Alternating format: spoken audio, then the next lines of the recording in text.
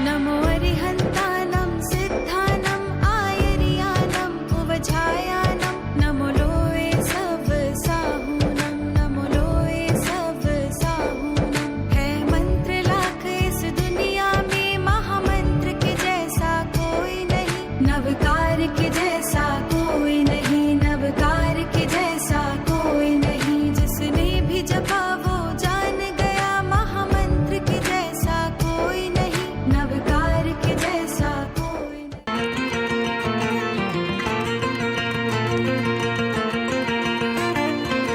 स्वर्ग उतारो आज जमीन पे,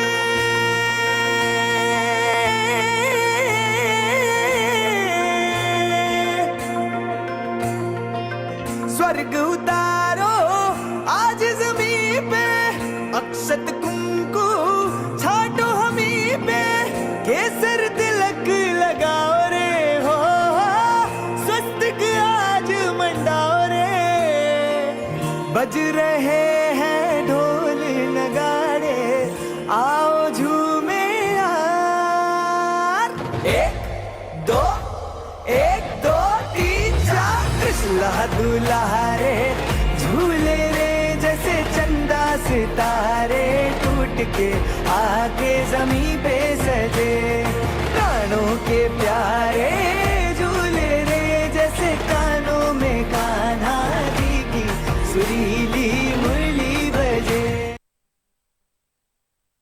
जैसा कि हम सबको पता है कि आज हम यहाँ महिला अधिवेशन में कुछ माताजी द्वारा सुझाए गए मुद्दों पर चर्चा करने के लिए यहाँ एकत्रित हुए हैं, तो मैं इसी विषय को और इस अधिवेशन को अपनी गति की ओर ले जाना चाहूँगी। बोले महावीर भगवान की जय। आर्यका गणनी श्री विभा श्री माता जी की जय। आर्यका संघ की जय। सभी सम्मानीय अतिथिगण, सभी सम्मानीय अतिथिगण एवं मेरी प्यारी बहनों, आज हम ऐसे मुद्दे पे कहने जा रहे हैं जो बहुत ज़रूरी है। मैं कहने जा रही हूँ माँ के द्वारा दिए संस्कार। माँ एक गुरु माँ की जैसे प्रथम पाठशाला होती है बच्चों के लिए। हम देख रहे हैं ऐसे तो हमारी गुरु माँ बैठी है, उनकी मुद्रा को देख के ही हमें बहुत संस्कार मिलते हैं, लेकिन फिर भी हम घर में समाज में अपने बच्चों को जो संस्कार दे सकते हैं माँ के रूप में, वो हम देखते हैं कि हमारे महावीर प्रभु ने हमको 5 सिद्धांत बहुत बड़े बताए हैं।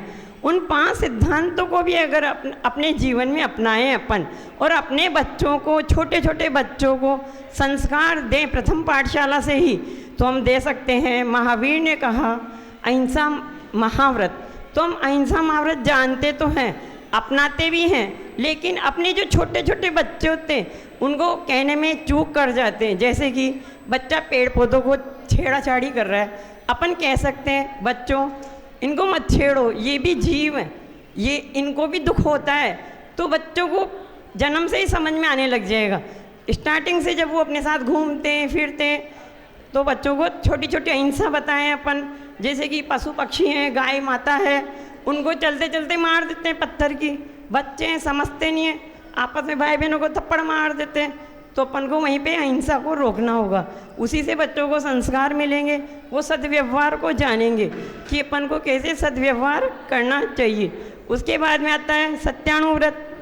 तो बच्चों को पहले माँ खुद ही इन चीज़ों को अपनाए, सत्य का विचार करें, घर में हर समय सत्य का ध्यान रखें, छोटी छोटी बातों में असत्य बोलना छोड़े, और बच्चों को सिखाएं कि बच्चों गुरुजनों से, भाई बहनों से, परिवारजनों से बिना व्यर्थ की असत्य ना बोले, सत्य भाषा का ही उपयोग करें, ताकि जीवन में उनके ऊपर, उनके बोले हुए वचनों पर कोई विश्वास कर सके।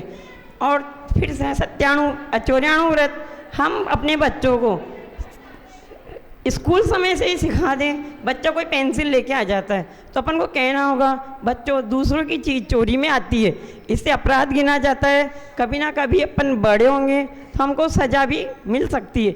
इसलिए बच्चों को प्रारंभ में ये संस्कार मिल जाएंगे कि हमको चोरी नहीं करनी चाहिए। फिर हम सिखाएंगे बच्चों को महावीर भगवान के दिए सिद्धांत में ब्रह्मचर्य व्रत, उसमें सीखेंगे बच्चे अपने देव दर्शन, स्वाध्याय, समाज की प्रतिक्रियाएं जो भी हैं वो सब अपन स्टार्टिंग से सिखा सकते हैं। अपने साथ बच्चों को रोज़ मंदिर लाएंगे, बहनों से जय जिनेंद्र कराएंगे, गुरुओं को आर्यका माता जी को वंदना कराएंगे, गुरुजनों की क्रियाएं सिखाएंगे उनको, तो उनको ये बातें सब संस्कार में ही समझ में आ जाएगी हमारा क्या धर्म है। वो कुगुरुओं की तरफ नहीं बढ़ेंगे, वो सच्चे धर्म को जान पाएंगे।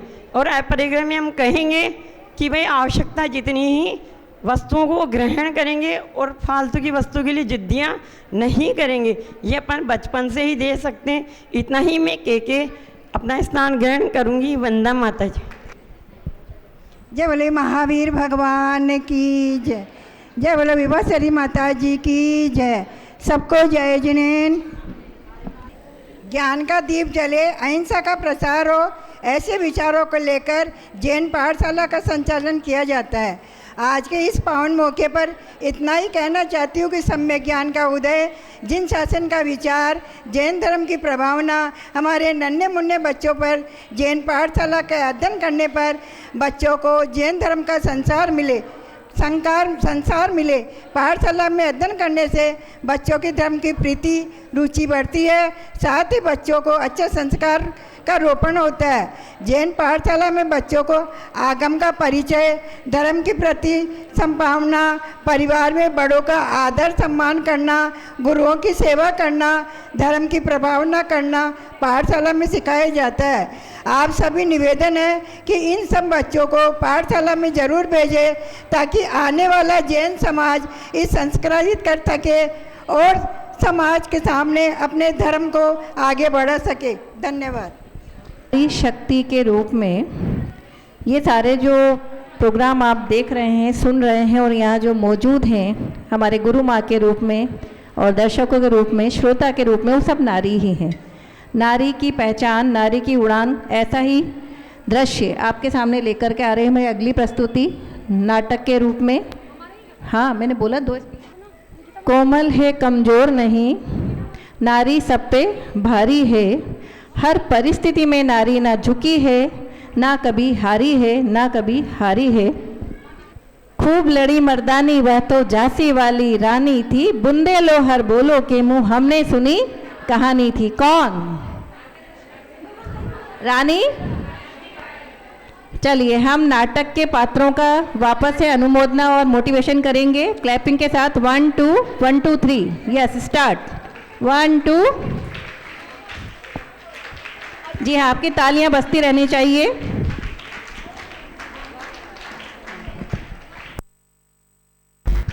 इसके बाद चंद्रकांता आंटी जी, मारुति जैन तैयार रहेंगी अपनी स्पीच के लिए। अपनी तैयारी आप रखें।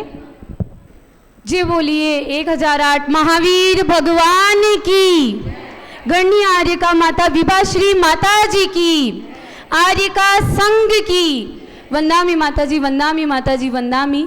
सभी को सादर जय जिनेन्द्र। आज हम आपको एक लघु नाटिका के माध्यम से ऐसी महिला की कहानी सुनाने जा रहे हैं जिसने दुखों से हार नहीं मानी और सफलता के शिखर पर पहुंची है। उस महिला का नाम है सुधा चंद्रन।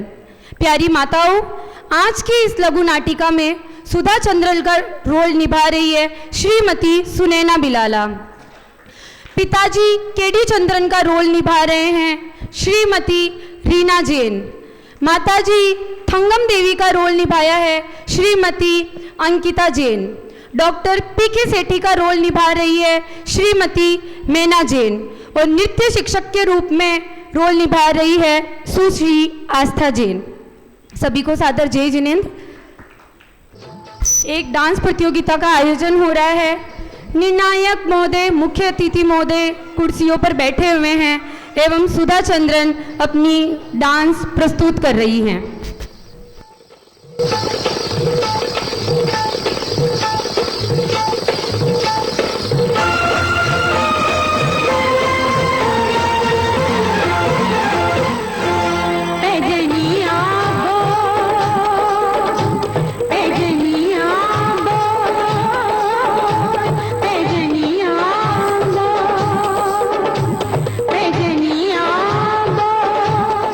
मेरे एक एक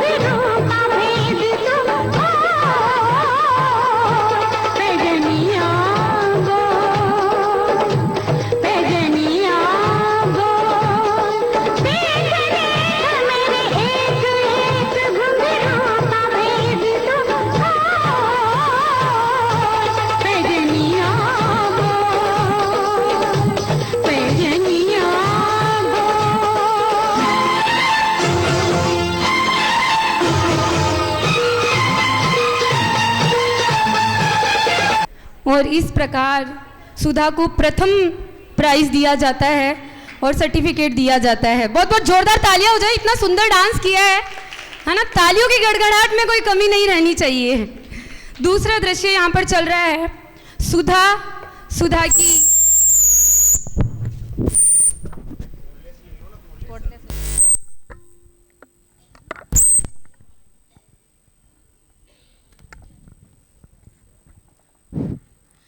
बधाई हो बेटा, आज तुमने हमारा नाम रोशन कर दिया है। पिताजी, ये सब तो आपके आशीर्वाद के कारण ही संभव हुआ है।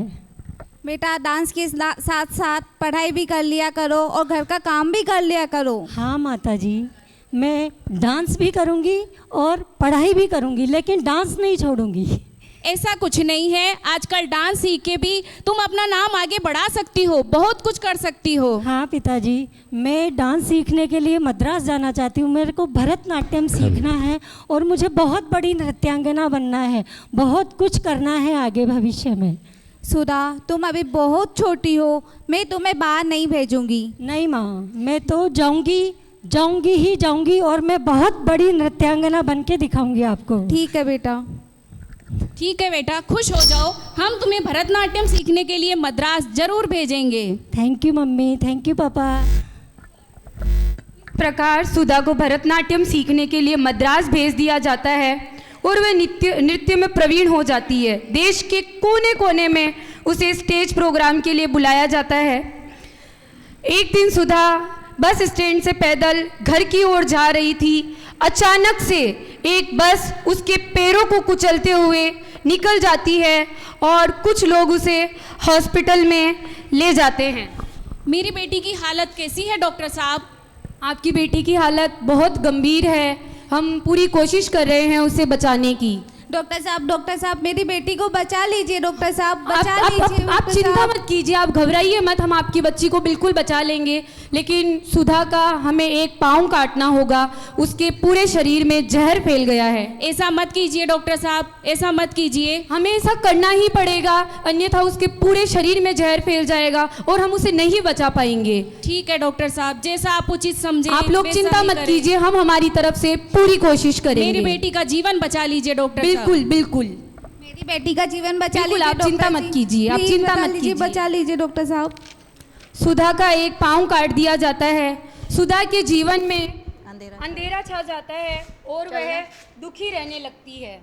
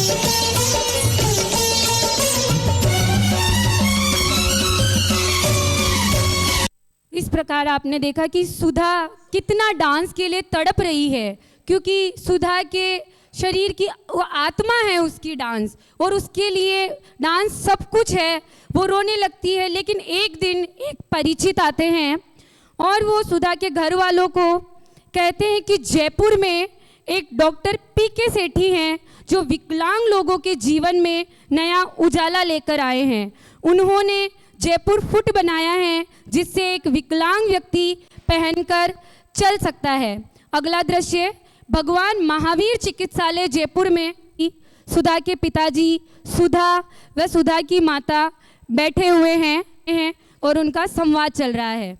बेटा तुम चिंता मत करो, मैं तुम्हारे लकड़ी का पैर लगा दूंगी, उसे तुम चल फिर सकती हो।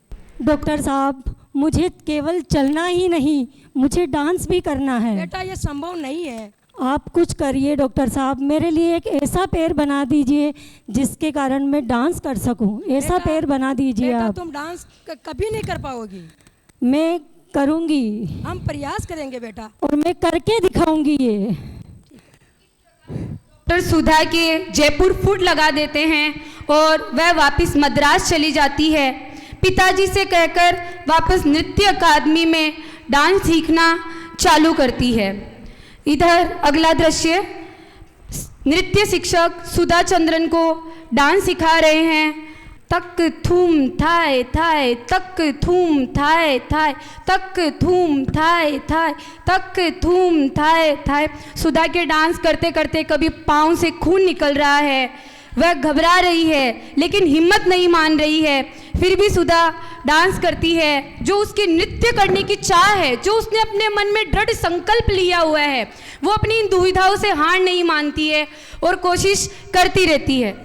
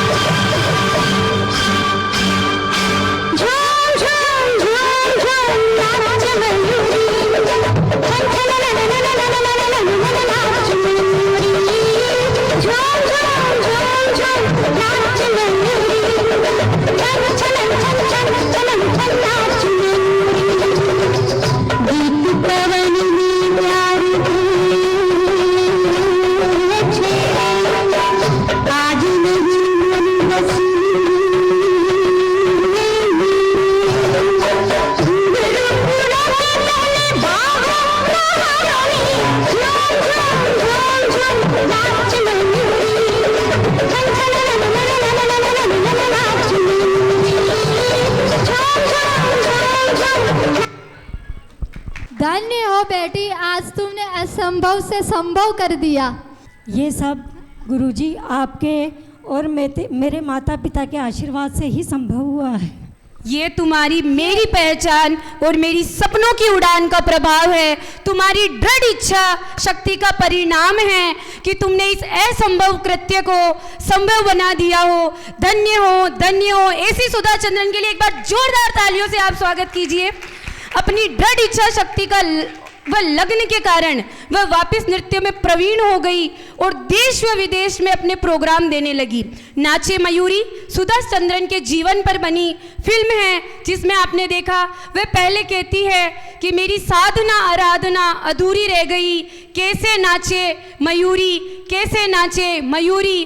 और अंत में आपने देखा कि उसकी दृढ़ शक्ति और इच्छा शक्ति के दम पर जो उसके जयपुर फुट, जो हमारे जैन डॉक्टर साहब है पीके सेठी, उनका विकलांगों के लिए एक मिरेकल है, उसकी सहायता से वो लगाया और उन्होंने जो अपनी डांस करने की उनकी शक्ति थी, फिर से उसने डांस करके दिखाया। झूम झूम झूम नाचे मयूरी सुधा चंद्रन के जीवन पर बनी फिल्म है, जिन्होंने और इस मूवी में खुद सुधा चंद्रन ने रोल निभाया था। अभी तक उन्होंने 15 फिल्मों में काम किया है, कई टीवी सीरियल्स में काम किया है। आप लोगों ने नागिन सीरियल तो देखा ही होगा, उसमें आप लोगों ने सुधा चंद्रन को देखा है।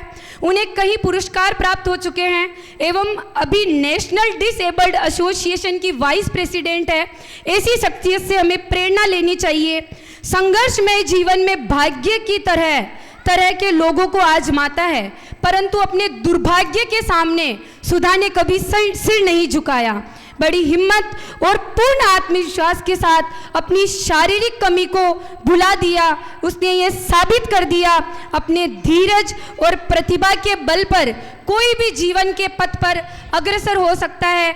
ऐसी कहानियाँ हमें प्रेरणा देती है जीवन पर आगे बढ़ने की आप सबसे भी मेरी यही उम्मीद है कि सुधा के जीवन से हम सभी प्रेरणा लें और जीवन में चाहे कितनी ही दुविधाएं आए हम कभी हार न माने, अपनी इच्छा शक्ति को हमेशा प्रबल रखें। बहुत बहुत धन्यवाद। एक बार फिर मैं आप लोगों से अनुरोध करती हूँ, हमारे पात्रों के लिए जोरदार तालियों के साथ इनका अभिवादन कीजिए।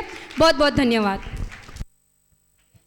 नारी शक्ति के बारे में परिचय देने वाली इस नाटिका में पात्र निभाने वाली सभी पात्रों के लिए बहुत बहुत धन्यवाद, साधुवाद, बहुत बहुत अनुमोदना। मत आंकना उसकी हिम्मत को, मत आंकना उसकी हिम्मत को, वो दर्द में भी मुस्कुराना जानती है, वो दर्द में भी मुस्कुराना जानती है। उसकी सहनशीलता को वो खुद भी मिटाकर कभी अपनों को बचा लेती है, अपनी सहनशीलता को वो खुद को मिटाकर भी अपनों को बचा लेती है। औरत कमज़ोर नहीं है, वो बस हर बार खुद से ज़्यादा किसी और को प्यार बांटती है, खुद से ज़्यादा किसी और को प्यार बांटती है। जी हाँ, कोमल है, कमज़ोर नहीं, नारी सब पे भारी है। चलिए हम हमारे प्रोग्राम को आगे गति देते हैं। अब मैं हमारे अगले स्पीकर को बुलाना चाहूँगी, श्रीमती चंद्रकांता जी जैन शीघ्र अतिशीघ्र आएँ। इसके बाद मारुति जैन तैयार रहें। समय सीमा का ध्यान रखेंगे आप, 2 से 3 मिनट। हाँ, माता बोलो महावीर भगवान की जय। बोलो माता जी के चरणों में त्रिकाल बार वंदनामी करते हुए नमन करती हूँ। मैं महिला अधिवेशन अवसर पर 2 शब्द परिवार के प्रति अच्छा व्यवहार उसके बारे में बोलना चाहती हूँ। आदरणीय सभी उपस्थित सभी बुजुर्ग मित्रों और परिवारजनों को सादर जय जिनेंद्र। आज मैं एक बहुत ही महत्वपूर्ण विषय परिवार के प्रति अच्छा व्यवहार कैसे बनाए रखें पर अपने विचार रखना चाहती हूँ। परिवार सिर्फ एक घर के साथ रहने वाले लोगों का समूह नहीं है, बल्कि ये हमारे जीवन की नींव है, प्रेम और सुरक्षा का सबसे सुरक्षित ठिकाना है। एक खुशहाल परिवार ईश्वर का सबसे सुंदर आशीर्वाद होता है, लेकिन इस आशीर्वाद को बनाए रखने के लिए हमें भी कुछ प्रयास करने पड़ते हैं।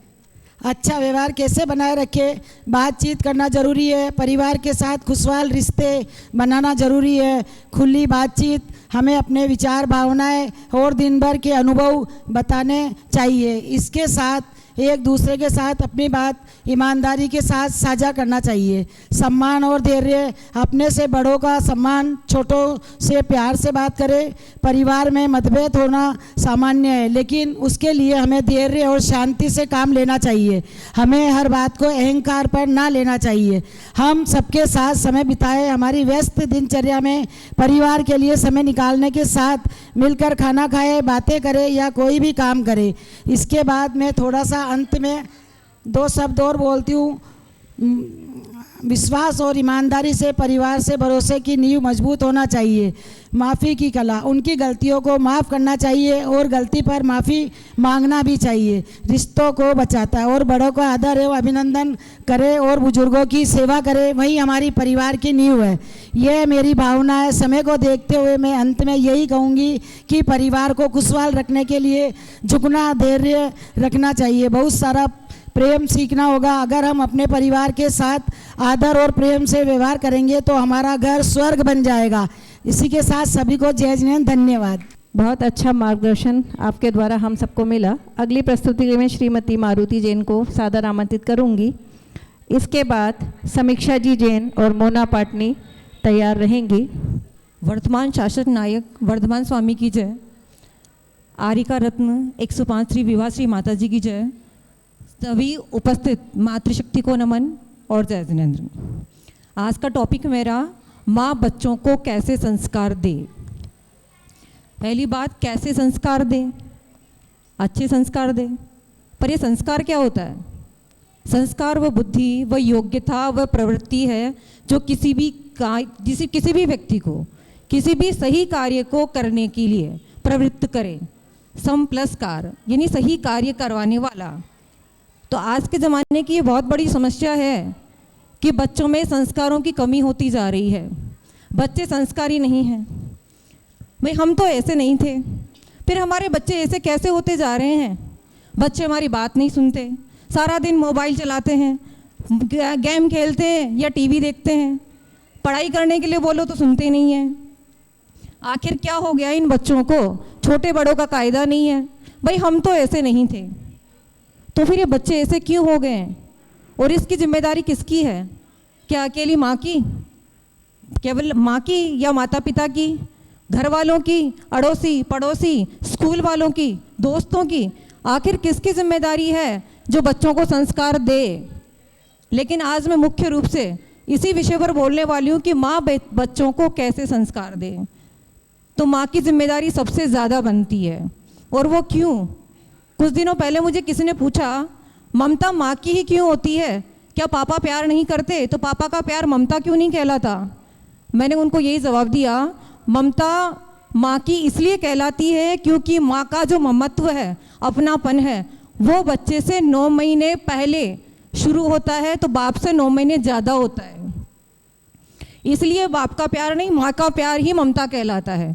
ममत्व दोनों में है, लेकिन फिर भी माँ का प्यार ही ममता कहलाता है। बच्चों में संस्कार, अब बच्चों में संस्कार 3 तरह से आते हैं।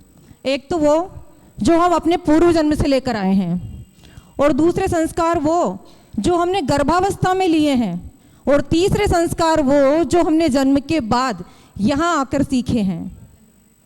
तो पूर्व जन्म में हम जो संस्कार लेकर आए वो हमारे अपने थे, लेकिन गर्भावस्था में सबसे ज़्यादा जिम्मेदारी बनती है एक माँ की कि वो अपने बच्चों को कैसे संस्कार दे रही है, किस तरह से संस्कारित कर रही है। तो इसके लिए सबसे पहले ज़रूरी है कि वो खुद संस्कारित हो, क्योंकि वो जैसी होगी, जैसा वो देगी वैसा ही तो होगा।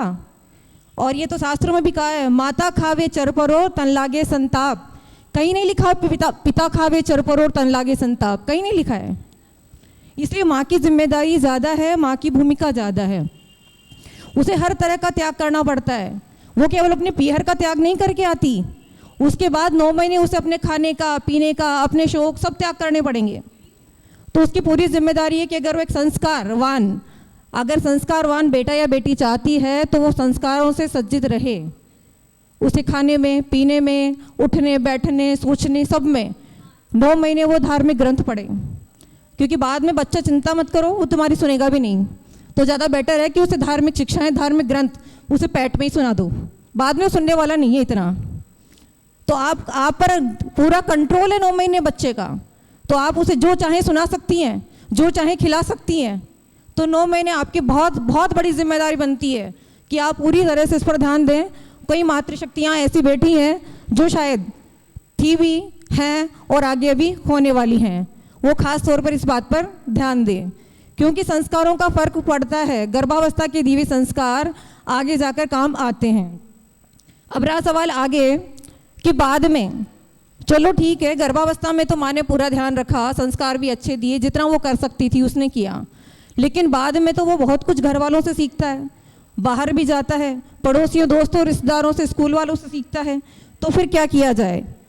तो उसमें सिर्फ माँ का रोल क्या होगा? तो माँ तो ये कर सकती है कि वो खुद के संस्कारों को नहीं मरने दे, और दूसरा परिवार के जो संस्कार हैं, परिवार का जो माहौल है उसे बनाए रखे।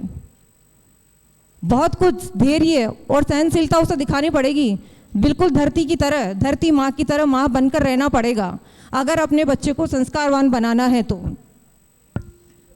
अब पारिवारिक माहौल में बच्चों को टीवी मोबाइल से कैसे दूर रखें? तो पहली बात, आप खाना खिलाते हैं तो शुरुआत ही आपके बच्चे की टीवी और मोबाइल से आपने की है, बाद में शिकायत आप बच्चे की कर रहे हैं कि सुनता नहीं है। तो आप बच्चों को जब खाना खिला रहे हैं तो उसे टीवी मोबाइल नहीं चलाएं, उसे अपने घर के बड़ों के साथ, बुजुर्गों के साथ खाना खाने का मौका दें, खुद उसके साथ खाना खाएं, घर के दादा दादी। तो संयुक्त परिवार, कहने का मतलब संयुक्त परिवार संस्कार की दिशा में एक बहुत बड़ा कदम है जो आजकल टूटता जा रहा है। जब आप साथ में खाना खाएंगे, खिलाएंगे, तो बच्चा बहुत कुछ अपने आप सीखेगा, टीवी मोबाइल की ज़रूरत नहीं पड़ेगी, बच्चे का पेट अपने आप भरेगा। और रहा सवाल टीवी मोबाइल से दूरी बनाने के लिए क्या करना है? तो एक टाइम फिक्स होना चाहिए, क्या देखना है, कब देखना है, कितना देखना है। आप खुद बच्चे के साथ टीवी देखिए। दादी अगर टीवी पर प्रवचन सुनती है, मेरी सासू माँ भी टीवी पर प्रवचन सुनती है, मैं भी सारा दिन उनके साथ प्रवचन सुनती हूँ। तो दादी या घर पे जो बड़े अगर जो देखेंगे तो बच्चा भी उनके साथ देखे, साथ में टीवी देखें, साथ में मोबाइल देखें, तो बच्चों को भी आपका क्वालिटी टाइम भी मिलेगा और आपका टाइम भी मिलेगा। उनको याद नहीं आएगी टीवी मोबाइल की इतनी। और इसके अलावा उनका हुनर, उनका एक्सपीरियंस, उनका इंटरेस्ट किस चीज़ में है, उनको स्पोर्ट्स क्लास ज्वाइन करने दें, डांस क्लास ज्वाइन करने दें। उनको इतना टाइम ही नहीं मिलेगा कि वो टीवी पर फालतू शॉर्ट्स और रील्स देखें। उनको बताएं कि दूसरों के स्टेटस नहीं देखें, खुद का स्टेटस बनाएं। दूसरों के स्टेटस देखकर खुद का स्टेटस बर्बाद ना करें। तो बताना आपको पड़ेगा। एक बच्चा माँ के सबसे ज़्यादा करीब होता है और अपनी हर प्रॉब्लम और ख़ास तौर पर गलत बातें, गलत चीज़ें सबसे पहले माँ से सहमति चाहता है। कुछ गलती होती है तो माँ को कहता है ताकि वो माँ उसका सपोर्ट करे। तो माँ की जिम्मेदारी बहुत बड़ी है। तो अंत में बस मैं यही कहना चाहूँगी कि खुद के संस्कार ना बढ़ने दें। जो चाहते हैं, जैसा आप बच्चे को बनाना चाहते हैं आप बनाए रखें, बने रहें। टीवी मोबाइल से बचाना संभव नहीं, पर उसे एक सही दिशा दें। धन्यवाद। बहुत ही सुंदर तरीके से इन्होंने बच्चों के संस्कार के बारे में बात की, पर बड़ी दुविधा है आजकल। माँ खुद बिजी है मोबाइल में, माँ खुद बिजी है मोबाइल में, नई नई रील बनाने की स्टाइल में।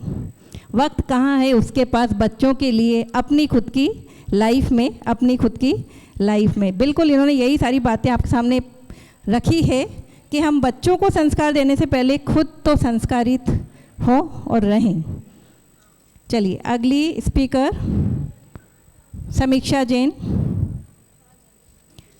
शीघ्र अतिशीघ्र आ जाएं। अपनी बात को शॉर्ट एंड स्वीट कहने की कोशिश करें, मेरा अनुरोध रहेगा। जी बोलिए 1008 महावीर भगवान की। मजा नहीं आया जयकारे में? जयकारे में तो आवाज अच्छी होनी चाहिए। जी बोलिए 1008 महावीर भगवान की। 105 गणनी आर्यका विभा श्री माता जी की, आर्यका संघ की। वंदामी माता जी, वंदामी माता जी, वंदामी। आर्यका संघ को वंदामी निवेदन करते हुए मैं महिला अधिवेशन में विशेष संयमित जीवन शैली और स्वास्थ्य विषय पर अपना विचार प्रस्तुत करना चाहती हूँ। जीवन की असली पूंजी क्या है?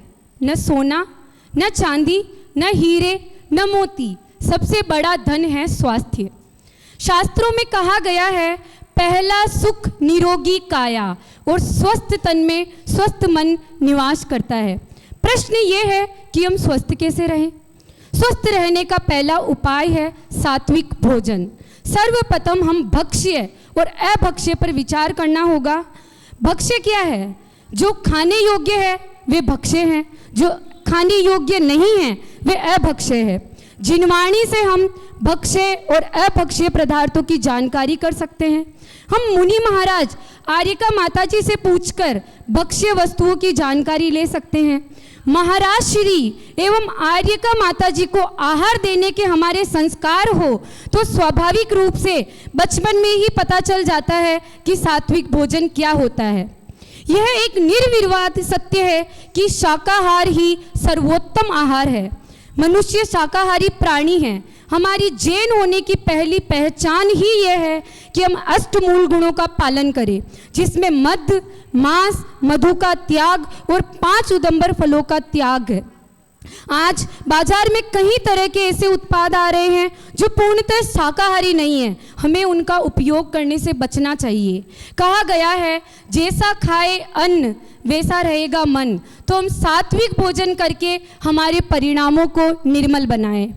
हमें सुखी जीवन के लिए जैन धर्म के मूल सिद्धांतों का पालन करना चाहिए और हमें सप्त व्यसनों का पूर्ण त्याग करना चाहिए। ये सप्त व्यसन है जुआ खेलना, मांस खाना, मदिरा पान करना, वेश्यागमन करना, शिकार खेलना, चोरी करना, परस्त्री सेवन करना। इन 7 बुराइयों का हमें सर्वथा त्याग करना चाहिए। माता और बहनों, जैन सिद्धांत हमें छोटे छोटे सूत्रों से जीवन जीने की कला सिखाता है। जैन सिद्धांत कहता है कि हमें चारों कसायों का त्याग करना चाहिए। ये चारों कसाएं हमारी आत्मा को कसती है।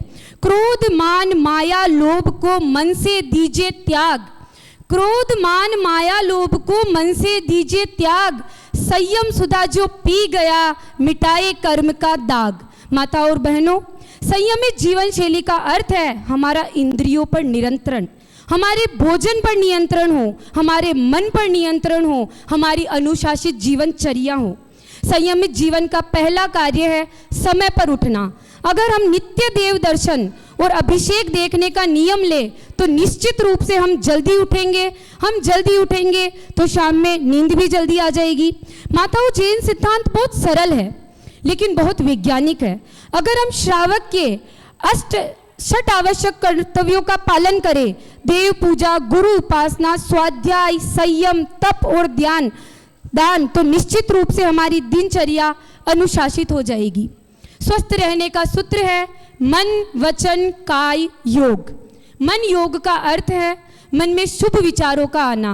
मन में शुभ विचार कब आएंगे? जब हम अच्छी संगति करेंगे, जब हम धर्म की ओर अपना रुख करेंगे, 10 धर्मों का पालन करेंगे, हमारे मन में दया, प्रेम, करुणा, वात्सल्य होगा। वचन योग का अर्थ है वाणी में सत्यता, वाणी में मिठास। ये कब आएगी? जब हम मुनि महाराज के, आर्यका माता जी के प्रवचन सुनेंगे, हम जिनवाणी का श्रवण करेंगे, हम सत्यम शिवम सुंदरम का पालन करेंगे। काय योग क्या है?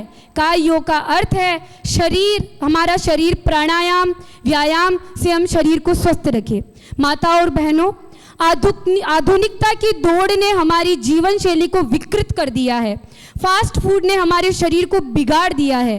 कैंसर, डायबिटीज, हार्ट अटैक जैसी बीमारियां आम हो गई है। तनाव हमारी स्थायी बीमारी हो गया है।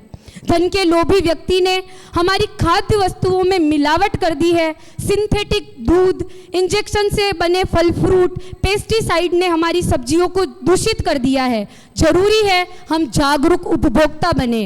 हम घर पर ही मिलावट जांच करने के यंत्र खरीदें, इनकी जांच करें और मिलावट करने वालों को जेल भेजें। माता और बहनों, जैन दर्शन हमें हेय और उपादेय का ज्ञान कराता है। हमारी पहचान है संयम से। आज होटलों या विदेशों में जैन थाली अलग से मिलती है। निश्चित रूप से अगर हम रात्रि भोजन नहीं करेंगे तो मेजबान हमें दिन में ही भोजन कराइए। देखिए, मेरे पास बहुत है बोलने को और काफ़ी कुछ रह गया है, लेकिन पीछे से संदेश मिल गया है कि समय समाप्त हो रहा है। तो मैं अंत में बस इतना ही कहना चाहती हूँ, धन खो जाए तो कुछ नहीं खोता, चरित्र खो जाए तो बहुत कुछ खोता है, लेकिन स्वास्थ्य खो जाए तो सब कुछ खो जाता है। आज मैं आर्यका माता जी के सामने अपने विचार प्रकट कर अपने आप को गौरवान्वित महसूस कर रही हूँ। आपका संयमित जीवन हमें जीने की राह सिखाता है, हमें प्रेरणा देता है और हम सबको जीवन पथ पर सही से चलने की मार्ग दिखाता है। बहुत बहुत वंदामी माता जी, वंदामी माता जी, वंदामी। समीक्षा जी को उनके विचारों को ही समक्ष करके बोलने के लिए वापस से माता जी ने शाम को आपको अनुरोध किया है कि आप ज़रूर पधारें।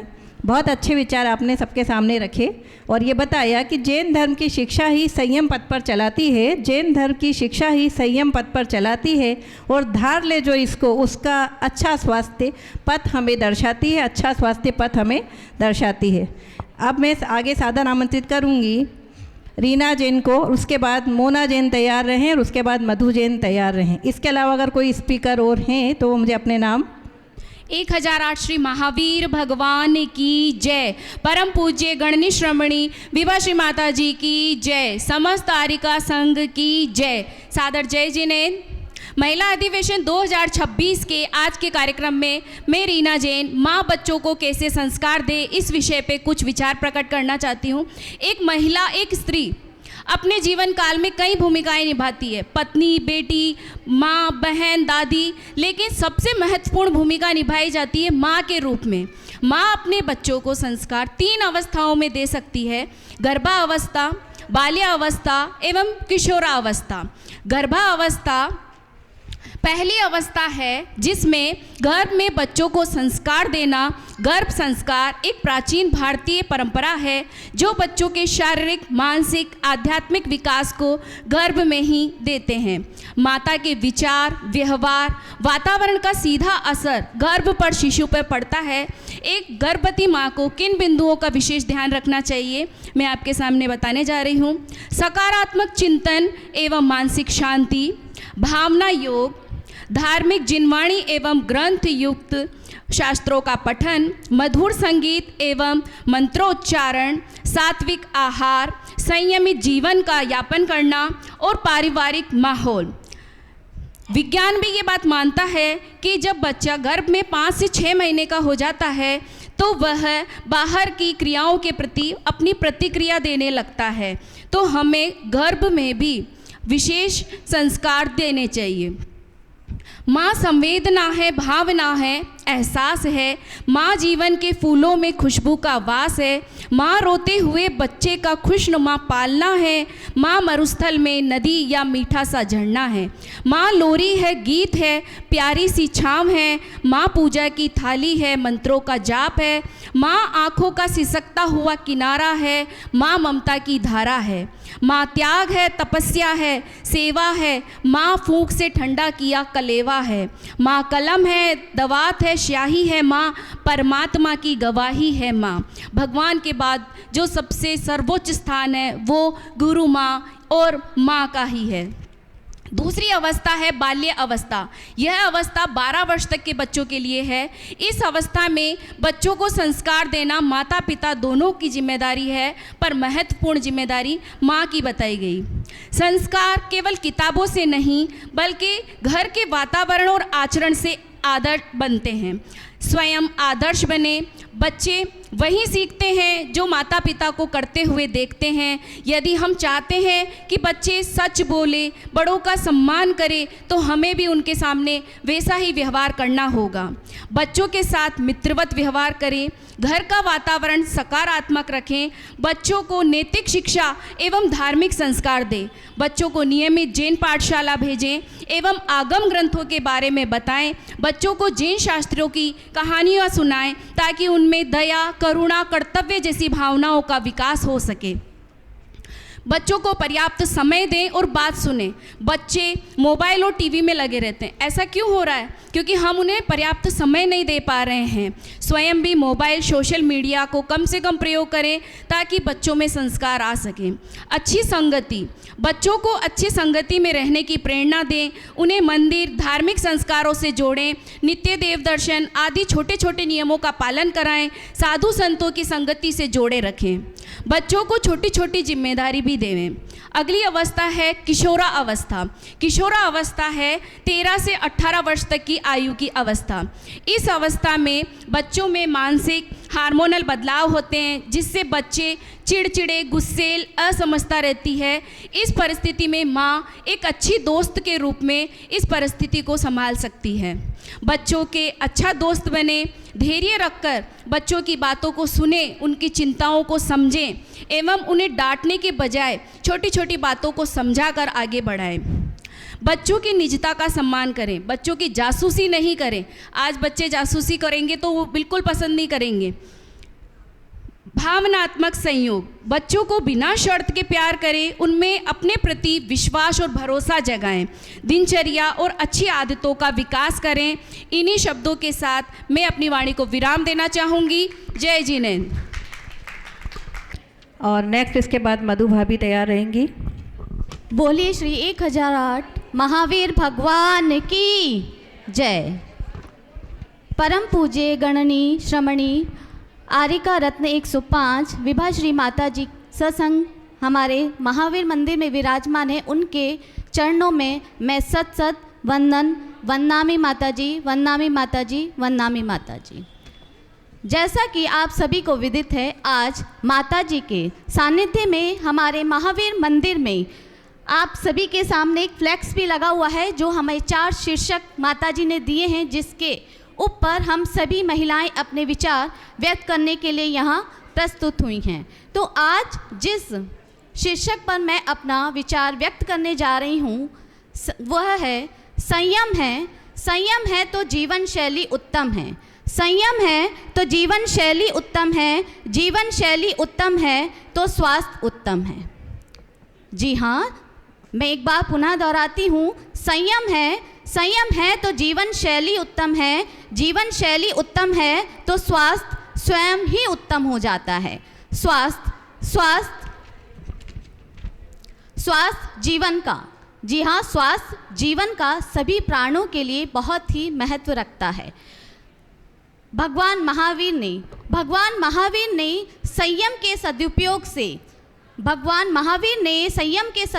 से जीवन को सर्वाधिक स्वस्थ बनाने के हमें बहुत मूल मंत्र दिए हैं। संयम हेतु महावीर भगवान ने कई संयम बताए हैं और उन्हीं संयमों का मैं चर्चा आप सभी से करना चाहती हूँ, और वो संयम है जिसमें पहला संयम है आहार संयम। आहार संयम में आपसे यह बताना चाहूँगी कि जीवन चलाने के लिए हमें जितना आवश्यक हो उतना ही भक्ष अभक्ष का विवेक करते हुए हमें आहार पानी का आदि का ग्रहण करना चाहिए। दूसरा संयम है शरीर का संयम। शरीर का संयम, इसमें हमें शरीर की अनावश्यक प्रवृत्तियों से बचना चाहिए और सम्यक पुरुषार्थ करते रहना चाहिए। तीसरा संयम है इंद्रियों का संयम। इंद्रियों का संयम, इंद्रियों का क्षमता से अधिक तथा अनावश्यक कार्य नहीं लेना चाहिए। इंद्रिय विषयों को उत्तेजित करने वाली प्रवृत्तियों एवं वातावरण से यथासंभव हमें हमेशा दूर रहना चाहिए। और चौथा संयम है श्वास का संयम। श्वास का संयम हमें ये बताता है कि हमें हमेशा मंद गति से लंबी सांस लेते रहना और धीमी गति से सांस को छोड़ना, यह एक श्वास का संयम है। जितना अधिक हम अपने श्वास का संयम होगा, हमारे श्वासों पर हमारा संयम होगा, उतना ही व्यक्ति आने वाले संवेगों से सहज बच जाता है। इससे शरीर और मन को बहुत आराम मिलता है। अन्य आवेग हमारे दिमाग में, हमारे शरीर में नहीं आते हैं। आवेगों से, जी हाँ, आने वाले आवेग हमारे शरीर में असंतुलन और रोग दोनों की संभावना को बढ़ा देते हैं।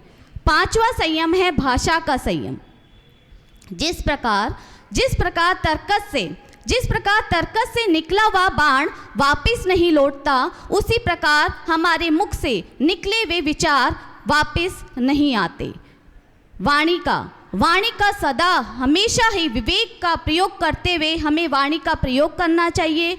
यथासंभव जहाँ तक हो सके मौन रहना चाहिए, और जहाँ पर आपको बोलने की आवश्यकता है वहाँ पर आप अपने मधुर वचनों का प्रयोग करें।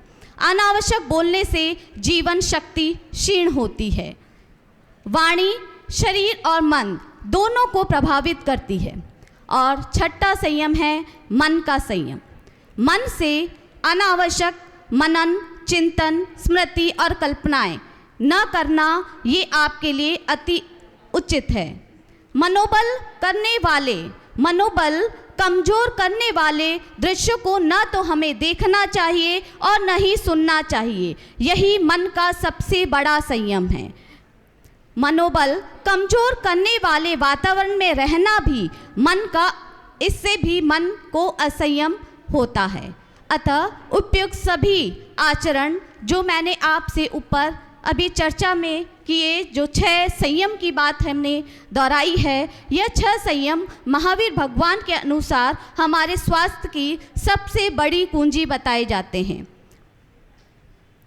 संयम से शरीर में रोग उत्पन्न होने की संभावनाएं बढ़ जाती हैं। जी हाँ, संयम से शरीर में उत्पन्न होने की संभावनाएं काफ़ी कम हो जाती हैं। यदि रोग होता भी है तो संयम से पुनः हमारे शीघ्र स्वास्थ्य को प्राप्त किया जा सकता है। अंत में मैं अपने विचारों को पूर्ण विराम देना चाहूँगी और केवल यही कहना चाहूँगी, जैन धर्म में तो एक धर्म ही संयम होता है। जो इसको नहीं धारता वो स्वास्थ्य को लेकर जीवन भर रोता है। धन्यवाद। संयम की परिभाषा और उसके प्रकारों से आपको भली भांति अवगत कराया श्रीमती मोना पाटनी ने। अब मैं सादर आमंत्रित करूंगी श्रीमती मधु जैन को। आरिका गणनी 105 विभा श्री माताजी के चरणों में कोटि कोटि वंदन। समस्त मुनि संघ, माताजी संघ, आर्यिका संघ, सभी के चरणों में मेरा कोटि कोटि वंदन। जिनवाणी माता के चरणों में मेरा कोटि कोटि वंदन। गा तो हम भी सकते हैं अगर राग हो तो, राग हो तो, बजा तो हम भी सकते हैं अगर साज हो तो। कौन कहता है कि हम शिवाजी जैसी संतान पैदा नहीं कर सकते? कर तो हम भी सकते हैं अगर जीजाबाई जैसी माँ हो तो। आज महिला अधिवेशन 2026 में मैं मधु जैन आप सभी का हार्दिक स्वागत और अभिनंदन करते हुए मैं माँ बच्चों को कैसे संस्कार दे सकती है, इस पर मेरी बहनों ने बहुत ही अच्छा आपको आपके सामने विचार प्रस्तुत किए हैं। मैं भी थोड़ा सा बताना चाहूँगी कि माँ अपने बच्चों को कांच का पुतला बनाना चाहती है या मिट्टी का पुतला बनाना चाहती है। कांच का पुतला अगर एक बार टूट गया तो वो शायद ज़िंदगी में कभी नहीं जुड़ेगा।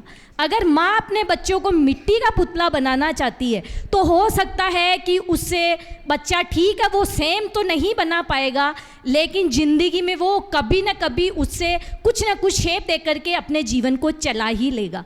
तो मैं ये चाहती हूँ कि एक माँ अपने बच्चों को संस्कार 3 वर्ष से लेकर के 12 वर्ष तक इतने अच्छे दे सकती है कि उससे मिट्टी का जो लोंदा आपके सामने है उससे आप बहुत ही सुंदर सुराही बना सकते हो, जिसमें हमेशा ठंडा ठंडा पानी पी करके हम अपने कलेजे को बिल्कुल शांत कर सकते हैं।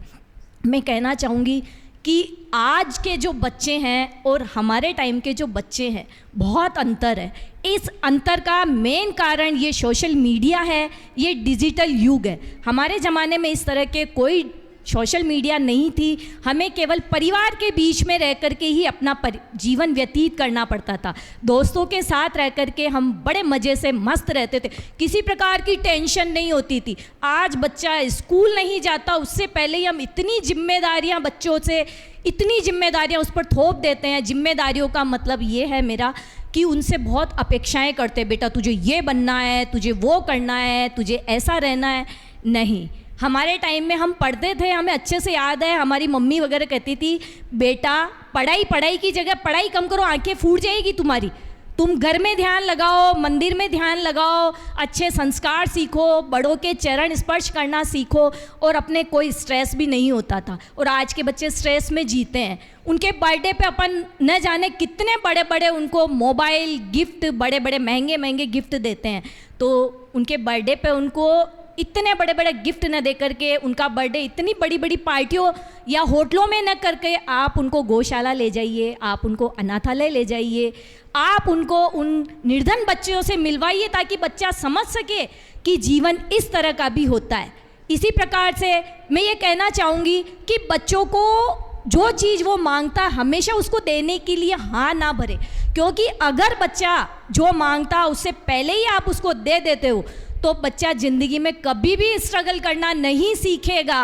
वो बच्चा इतना डिपेंडेंट हो जाएगा आपके ऊपर, और अगर नहीं भी होगा ना तो उसको अगर वो चीज़ नहीं मिली तो बच्चा इतना डिप्रेस्ड हो जाएगा कि उसका आगे का जीवन संभालना मुश्किल हो जाएगा। उसको वो आज का बच्चा, आप जानते हैं आज की जो जनरेशन वो कितना पैसा कमाती है फिर भी संतुष्ट नहीं है।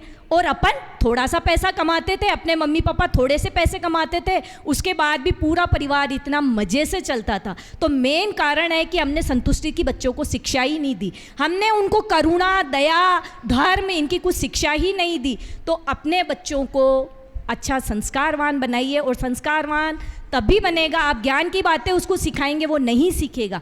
जैसा आप करोगे आपका बच्चा वैसा ही सीखेगा। तो अपने बच्चों के सामने एक माँ को तो एक आदर्श रोल प्ले करना चाहिए, उनकी नज़र में बेस्ट हीरोइन होनी चाहिए वो, ताकि वो अपनी मम्मी से बहुत कुछ ज्ञान की बातें सीख सके और अपना जो आगे का जीवन है वो बहुत अच्छे से चला सके।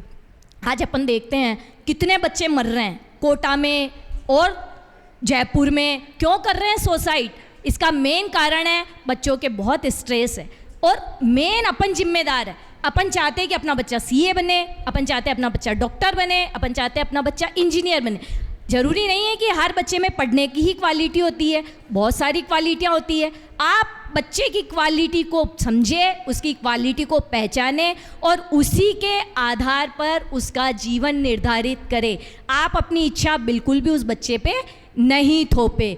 तो अंत में मैं अपनी वाणी को विराम देते हुए यही कहना चाहूँगी कि अगर आप चाहें जैसे उस बच्चे को संस्कारवान बना सकते हैं, थोड़ी सी आप में भी दृढ़ इच्छा शक्ति होनी चाहिए। बच्चों की जिद्दी के आगे आपको बिल्कुल नहीं फिसलना है। बच्चा मोबाइल की जिद कर रहा है, नहीं मुझे नई कार चाहिए, कार नहीं, उसको ज़्यादा ज्ञान नहीं, उसको संस्कारवान बनाना बहुत ज़रूरी है। माधु जी जैन ने संस्कार के बारे में बहुत ही अच्छा बताया है। आगे मैं अपने विचार व्यक्त करने के लिए रंजना जी जैन को बुला रही हूँ। आर्यिका संघ के चरणों में शत बार नमन करते हुए मैं अपनी बात को बहुत ही छोटे रूप में आपके सामने प्रस्तुत करना चाहूँगी। यहाँ जो विषय चल रहे हैं उन्हीं पर सबने अपने अपने विचार बहुत अच्छे तरीके से प्रस्तुत किए। मैंने अपनी भूमिका थोड़ी सी चेंज कर ली है सबके विचार सुनने के बाद कि हमें संस्कार कैसे देना चाहिए ये बात सबने कही, संस्कार कहाँ से मिलेंगे ये बात भी सबने कही, पर इन संस्कारों का महत्व क्या है और अगर ये संस्कार नहीं मिले तो उसकी हानियाँ क्या हैं ये मैं आपके सामने प्रस्तुत करना चाह रही हूँ। माँ बच्चों को जब देती है संस्कार, माँ जब बच्चों को देती है संस्कार, करके खूब लाड़ दुलार और प्यार, करके खूब लाड़ दुलार और प्यार, संस्कारों का बीज जब फलीभूत हो जाता है, संस्कारों का बीज जब फलीभूत हो जाता है तो परिवार के प्रति अच्छा व्यवहार स्वयं ही चला आता है, स्वयं ही चला आता है। संस्कार जब आपके बच्चों को मिल जाते हैं तो वह धर्म की राह पर फिर आगे स्वतः ही बढ़ जाते हैं, वह धर्म की राह पर आगे स्वतः ही बढ़ जाते हैं। धर्म का मर्म जब उन्हें समझ में आ जाता है, धर्म का मर्म जब उन्हें समझ में आ जाता है तो संयमित जीवन शैली को फिर वो अपनाता है, संयमित जीवन शैली को वो अपनाता है। संयम में जीने से क्या क्या लाभ होते हैं, संयम में जीने से क्या क्या लाभ होते हैं ये बात भी संस्कारों के चलते ही वह समझ पाता है, संस्कारों के चलते ही वह समझ पाता है।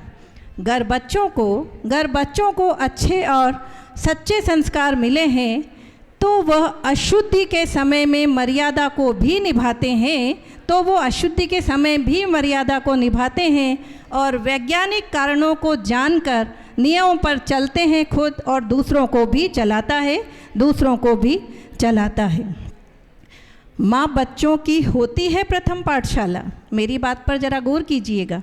माँ बच्चों की होती है प्रथम पाठशाला, पर उसमें नज़र मुझे कुछ गड़बड़ झाला नज़र आता है, क्योंकि बच्चों के संस्कार जब हम माँ से उम्मीद कर रहे हैं तो आज आप सुनिए कि आज की क्या स्थिति है।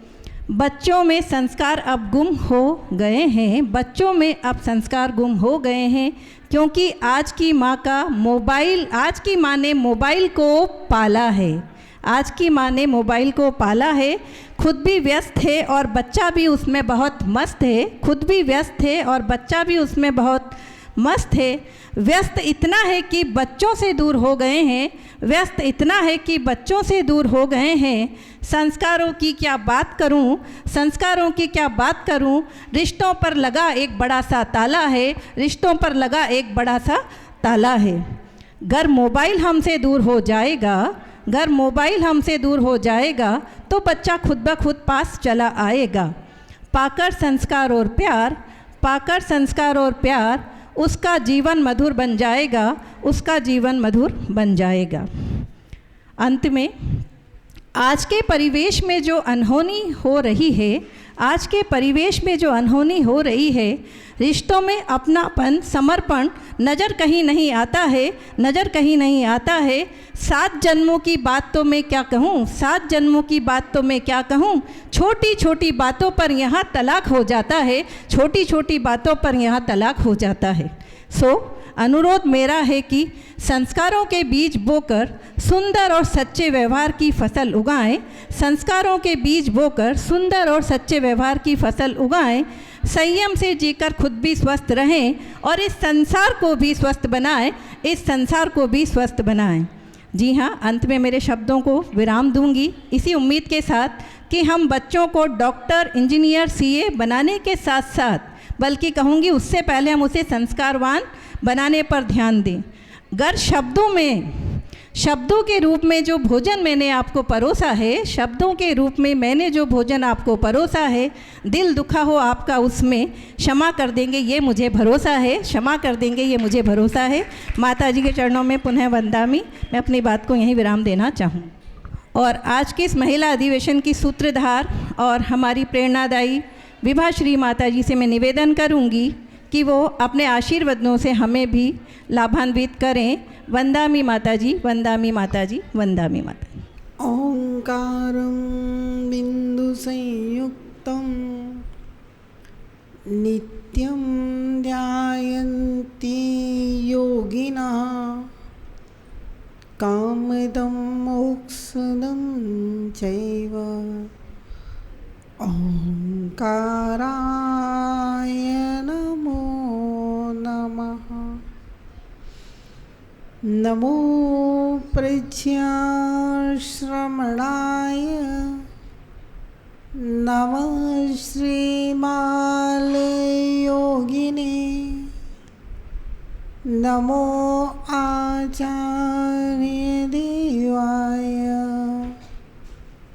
नमः श्रीविरागसिन्धवे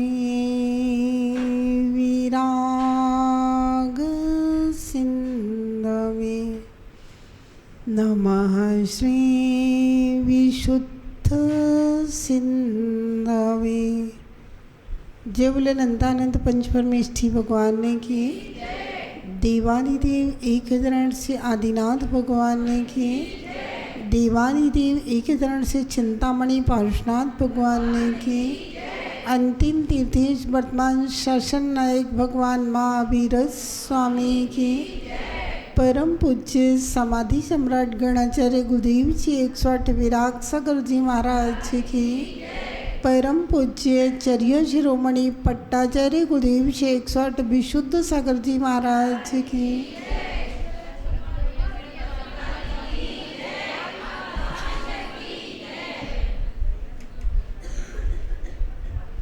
भव्यात्माओं, पंखों पर अगर विश्वास नहीं तो मैं परिंदा क्या। पंखों पर अगर विश्वास नहीं तो वह परिंदा क्या। चरणों पर अगर विश्वास नहीं तो वह चरिंदा क्या। श्वास के आने जाने मात्र का नाम जीवन नहीं। स्वयं पर जिसे विश्वास नहीं वह जिंदा क्या। स्वयं पर जिसे विश्वास नहीं वह जिंदा क्या। संस्कार, परिवार, संबंध, स्वास्थ्य, आहार, भोजन, चर्चा चल रही थी।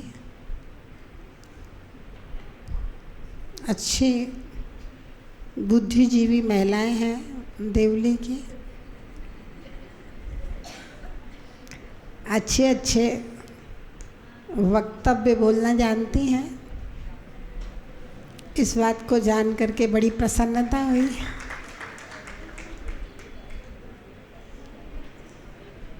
होना चाहिए।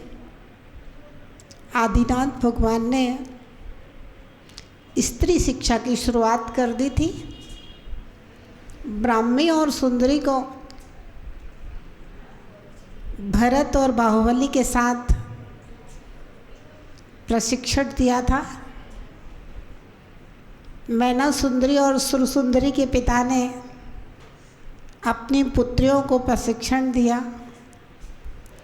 पद्म पुराण में देखना, कैकई के विवाह के समय कैकई का जहाँ वर्णन किया है, कितने प्रकार की विद्याएं, उनमें कैकई बहुत पारंगत थी। सीता और अंजना के पिताओं ने भी अपनी पुत्रियों की शिक्षा दी थी। चंदनवाला को भी उनके पिता ने प्रशिक्षित किया था। और महावीर के समोसरण में 11 अंग की पाठी होकर के प्रथम गणनी के रूप में, और ब्राह्मी सुंदरी आदिनाथ भगवान के समोसरण में प्रथम गणनी के रूप में आरिका बनकर के विराजी थी। राजुल के पिता ने भी उनके अपनी पुत्री को शिक्षा और संस्कार दिए थे। होना चाहिए, महिलाओं को प्रशिक्षित होना चाहिए, लेकिन प्रशिक्षण का तात्पर्य ये नहीं कि संस्कारहीन हो जाए। शिक्षाएं तो आदि युग से, आदिनाथ भगवान के समय से महिलाओं को दी गई, लेकिन वे शिक्षाएं, वो प्रशिक्षण संस्कारों के साथ दिया जाता था। इसलिए संस्कारित और प्रशिक्षित महिला की आभा दोनों कुलों को रोशन किया करती थी। महारानी लक्ष्मीबाई, इंदिरा गांधी, इस कलयुग में भी पिताओं ने सदैव अपनी पुत्रियों को प्रशिक्षित किया, लेकिन संस्कारों के साथ प्रशिक्षित किया। ये एक बहुत बड़ी विशेषता रही। शिक्षा बुरी नहीं है, शिक्षा हमेशा अच्छी थी, अच्छी है, अच्छी रहेगी, लेकिन संस्कारहीनता बुरी थी, बुरी है, बुरी रहेगी। एक सूपनखा, सूपनखा को सूपनखा क्यों कहते पता है? नाखून जब बड़े बड़े हो जाते हैं ना, तो एक वो सूपा होता है ना, जिससे गेहूं वगैरह ऐसे फटके जाते हैं, तो नाखून जब बड़े बड़े हो जाते हैं तो वो सूपे जैसे हो जाते हैं। तो नाखूनों का संस्कार नहीं किया गया, नाखूनों को काटा नहीं गया बड़े होने पर, तो वो सूपे जैसे नाखून हो जाते हैं, तो उसका नाम सूपनखा पड़ गया। अब देखिए, जितनी भी महिलाओं के नाखून बड़े हों तो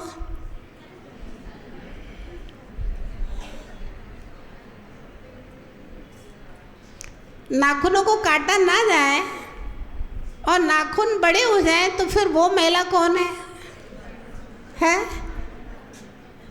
अब कहने की जरूरत नहीं, आप लोग अपने अपने नाखून देख लो।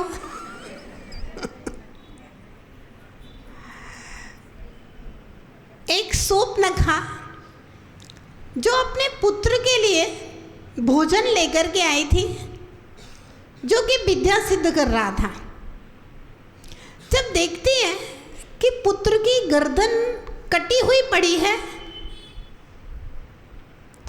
तो वह अपने पुत्र के हत्यारे को खोजने लगती है। इतने में लक्ष्मण के ऊपर नजर चली जाती है।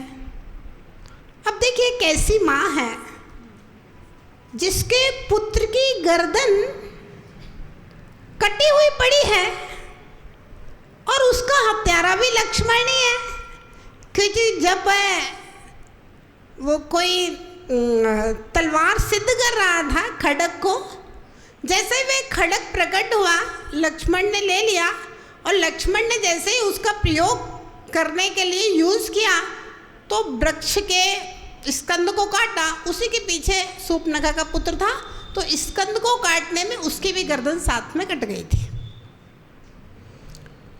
तो माँ अपने पुत्र के हत्यारे को खोज रही थी, इतने में नजर लक्ष्मण के ऊपर पड़ गई।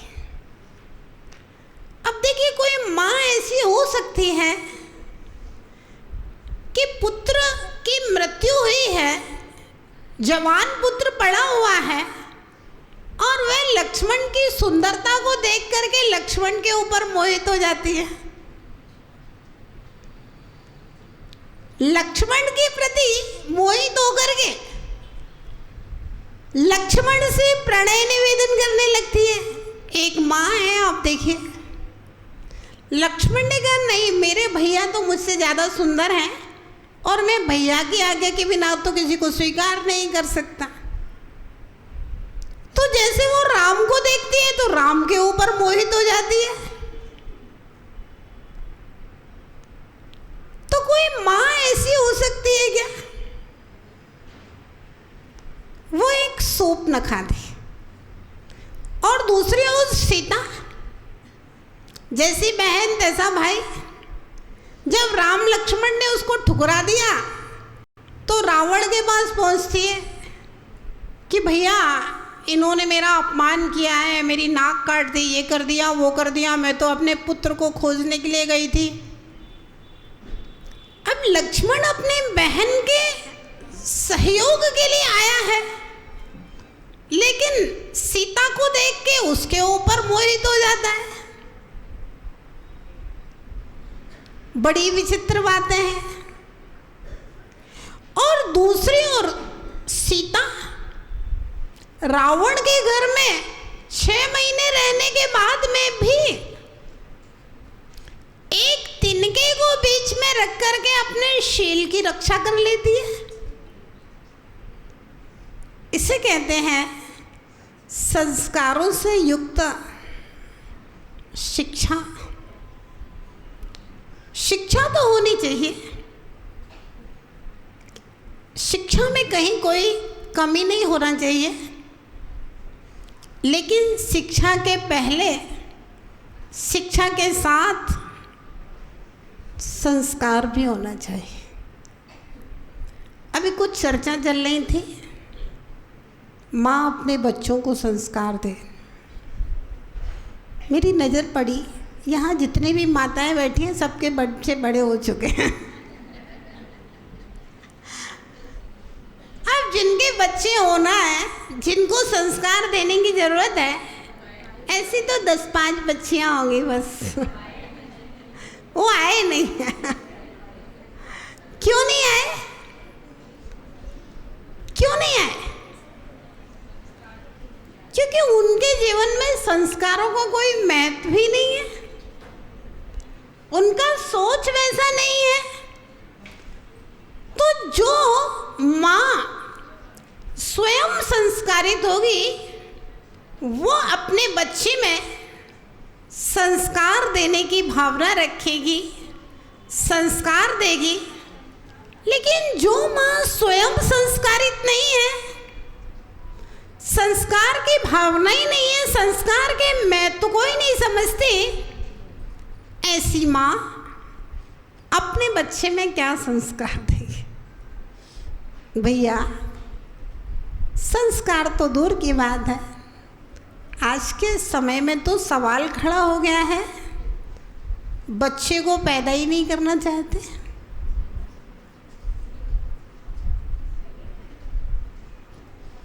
ध्यान रहे, एक क्षत्रिय होता है, जब तलवार लेकर के रणभूमि में जाता है तो अपनी जान को हथेली में लेकर के जाना।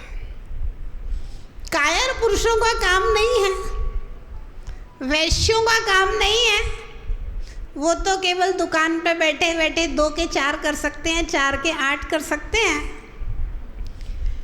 लेकिन रणभूमि में जाना और एक तलवार लेकर के, जान हथेली पे लेकर के, क्योंकि हम जब दूसरे की जान लेने के लिए हैं तो दूसरा भी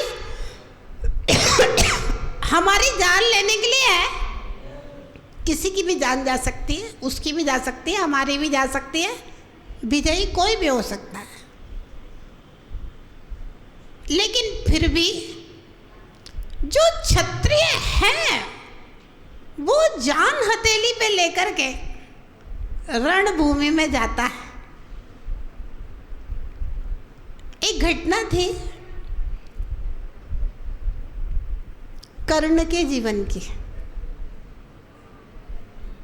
जब भीष्म पितामह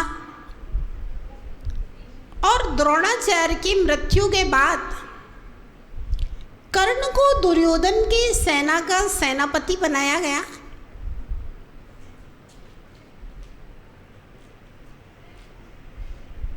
नहीं, उसके पहले की बात है। कर्ण को अर्जुन से युद्ध करना था। भीष्म पितामह की मृत्यु के बाद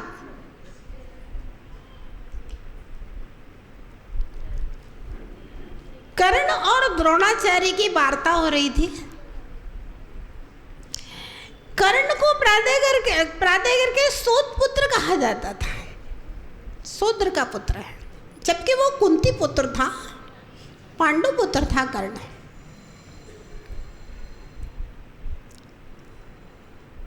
तो कर्ण ने द्रोणाचार्य से कहा, आचार्य मैं अर्जुन से युद्ध करूंगा क्योंकि मुझे अर्जुन से ही युद्ध करना है। हो सकता है अर्जुन से युद्ध करते समय मेरे गुरुजी का श्राप बीच में आ जाए, जिसके कारण से मेरी मृत्यु हो जाए। भले ही मेरी मृत्यु हो जाए, फिर भी मैं अर्जुन से ही युद्ध करूंगा।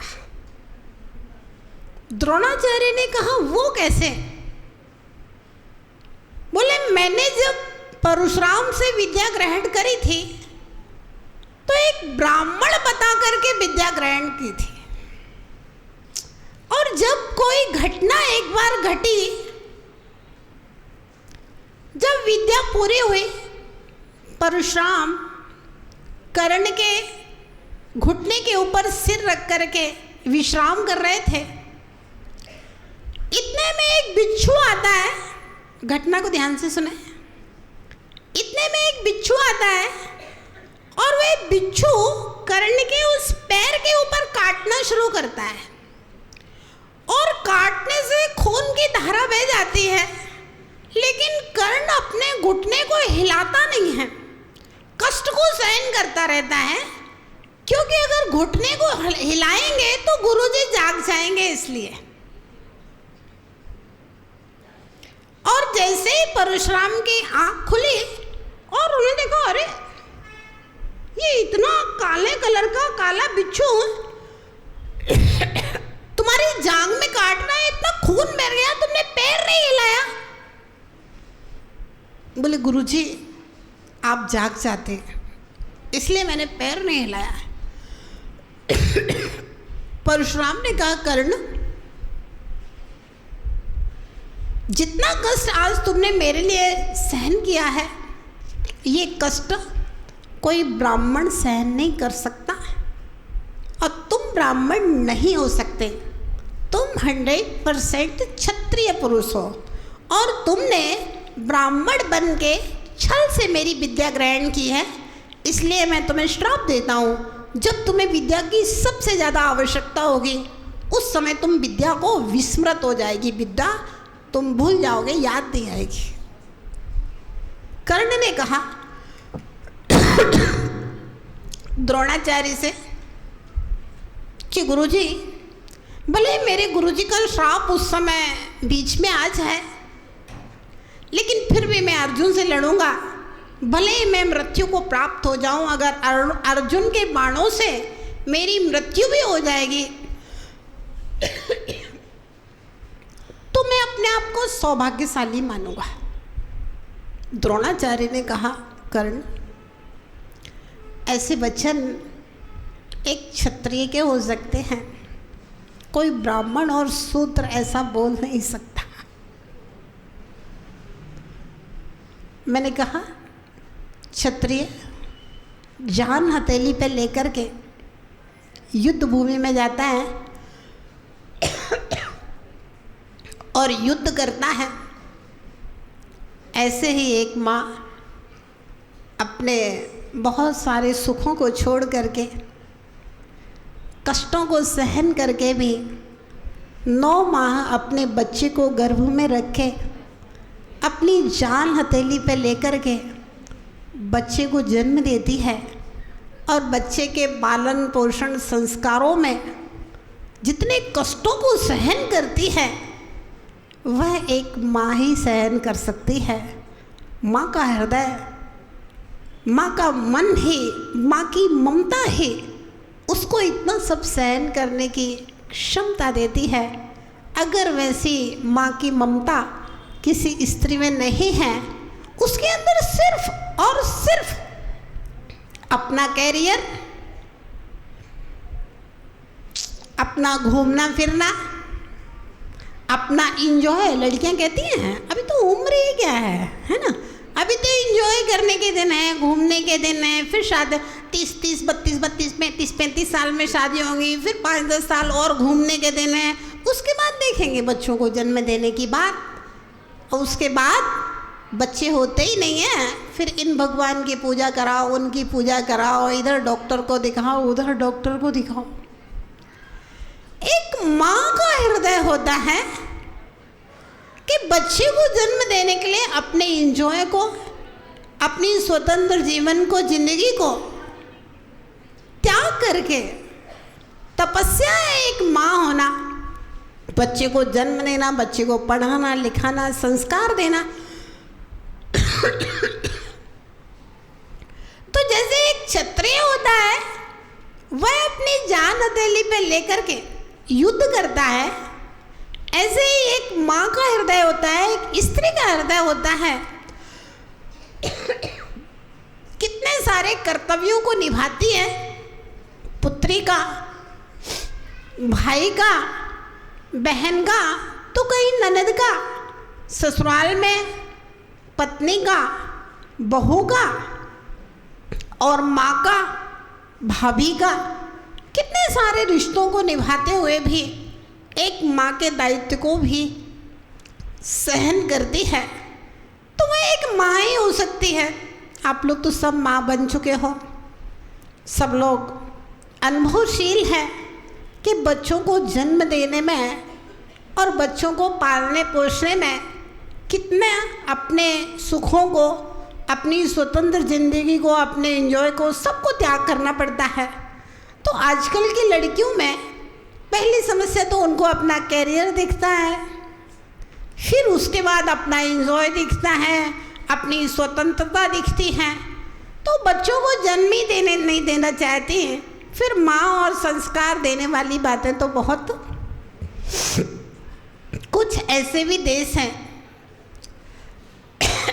जहाँ पर ऐसी स्त्रियाँ हुई, तो वर्तमान में उन देशों में सिर्फ बुढ़े बुढ़े लोग नज़र आते हैं, युवा लोग दिखते ही नहीं हैं। क्योंकि जब 30 साल पहले बच्चे को जन्म देंगे, तभी तो 30 साल बाद युवा लोग दिखाई देंगे।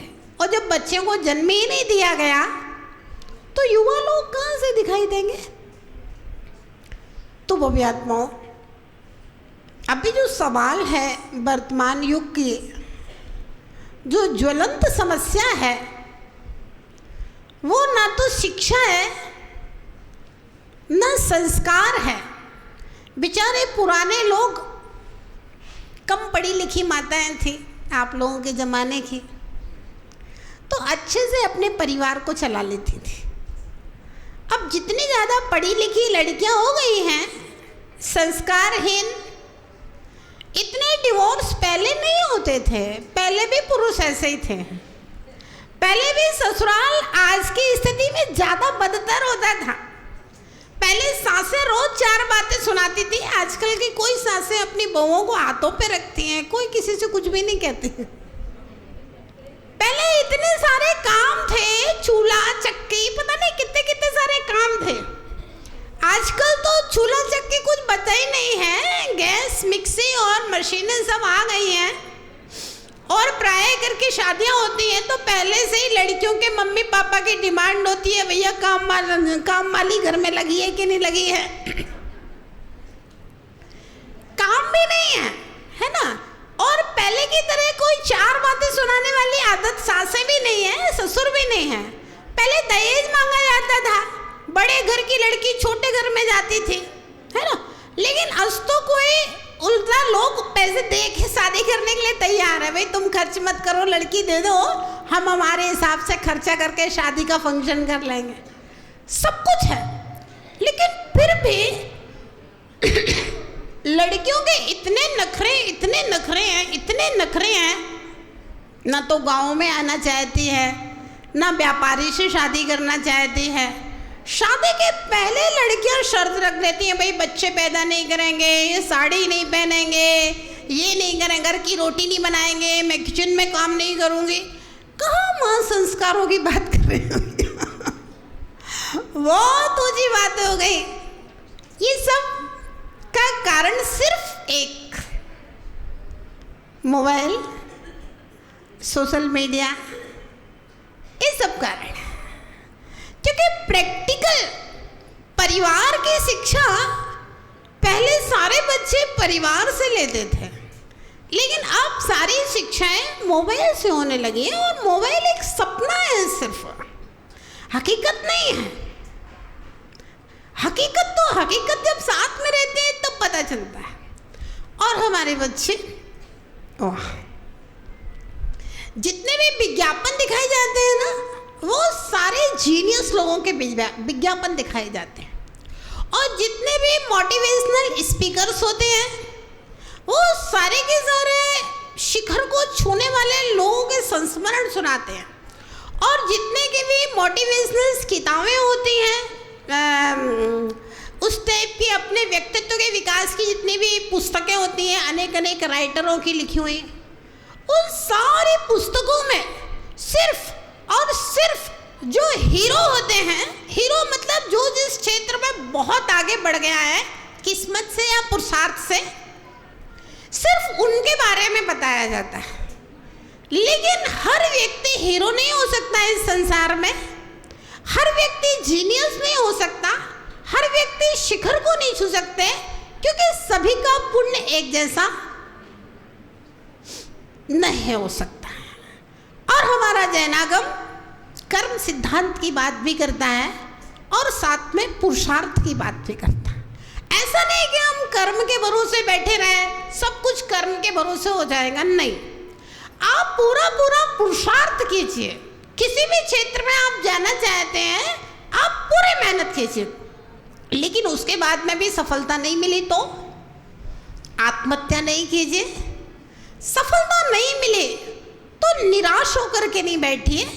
संसार में हर व्यक्ति के लिए एक दरवाजा बंद होने के बाद में भी 1000 दरवाजे खुले रहते हैं। एक वैज्ञानिक अगर किसी एक रिसर्च को करता है, कोई एक खोज करता है, तो वह 1000 बार भी असफल होता है, उसके बाद कहीं वह सफल होता है। हारना हार नहीं है, मन के हारे हार है और मन के जीते जीत। जैनागम कहता है कि हार कर भी कभी हारना नहीं चाहिए, हार कर भी कभी हौसलों को नीचे नहीं होने देना चाहिए, हौसलों को हमेशा बुलंद रखिए, क्योंकि कर्म का ऐसा उदय आ गया है कि पुरुषार्थ करने के बाद में भी सफलता नहीं मिली। कहते हैं कि अच्छा काम करने का हमेशा प्रयास करना चाहिए। अगर सफलता ना भी मिले तब भी हमें जीवन में हमेशा अच्छे काम के लिए प्रयास करते रहना चाहिए। यद्यपि सारे संसार में आग लगी हुई है, लेकिन फिर भी उस आग को बुझाया तो नहीं जा सकता, लेकिन फिर भी हमें उस आग को बुझाने का प्रयास जरूर करना चाहिए। एक बार एक जंगल में आग लग गई। एक चिड़िया जो जंगल में रहती थी, वो नदी में से पानी अपनी चोंच में भर भर के उस जंगल की आग के ऊपर डाल रही थी। एक व्यक्ति ने पूछा, चिड़िया रानी क्या कर रहे हो? बोली, देखते नहीं हो जिस जंगल में मैं रहती हूँ उस जंगल में आग लग गई है और मैं नदी में से पानी चोंच में भर के और जंगल की आग को बुझा रही हूँ। व्यक्ति हंसने लगा, बोला, चिड़िया रानी, समस्या के ताले को सुई से खोलने का प्रयास कर रही हो। इतनी बड़ी जंगल की आग क्या तुम्हारे एक बूंद चोंच के पानी से बुझ जाएगी? चिड़िया ने कहा, भैया मुझे ये तो नहीं मालूम कि मेरी चोंच के पानी से जंगल की आग बुझेगी या नहीं बुझेगी, लेकिन मुझे इतना जरूर पता है, जब इस जंगल की आग लगने का इतिहास लिखा जाएगा, उस दिन मेरा नाम आग लगाने वालों में नहीं, आग बुझाने वालों में लिखा जाएगा। ये छोटे से सेमिनार से पता नहीं बच्चों में संस्कार आएंगे या माताओं संस्कार दे पाएंगे, लेकिन फिर भी मुझे लगता है ऐसी छोटी छोटी सी समाएं करते रहना चाहिए। अगर 10-5 लोगों में भी परिवर्तन आता है तो भी वह सेमिनार सफल और सार्थक हुआ करता है। अच्छे के लिए हमेशा प्रयास करना चाहिए।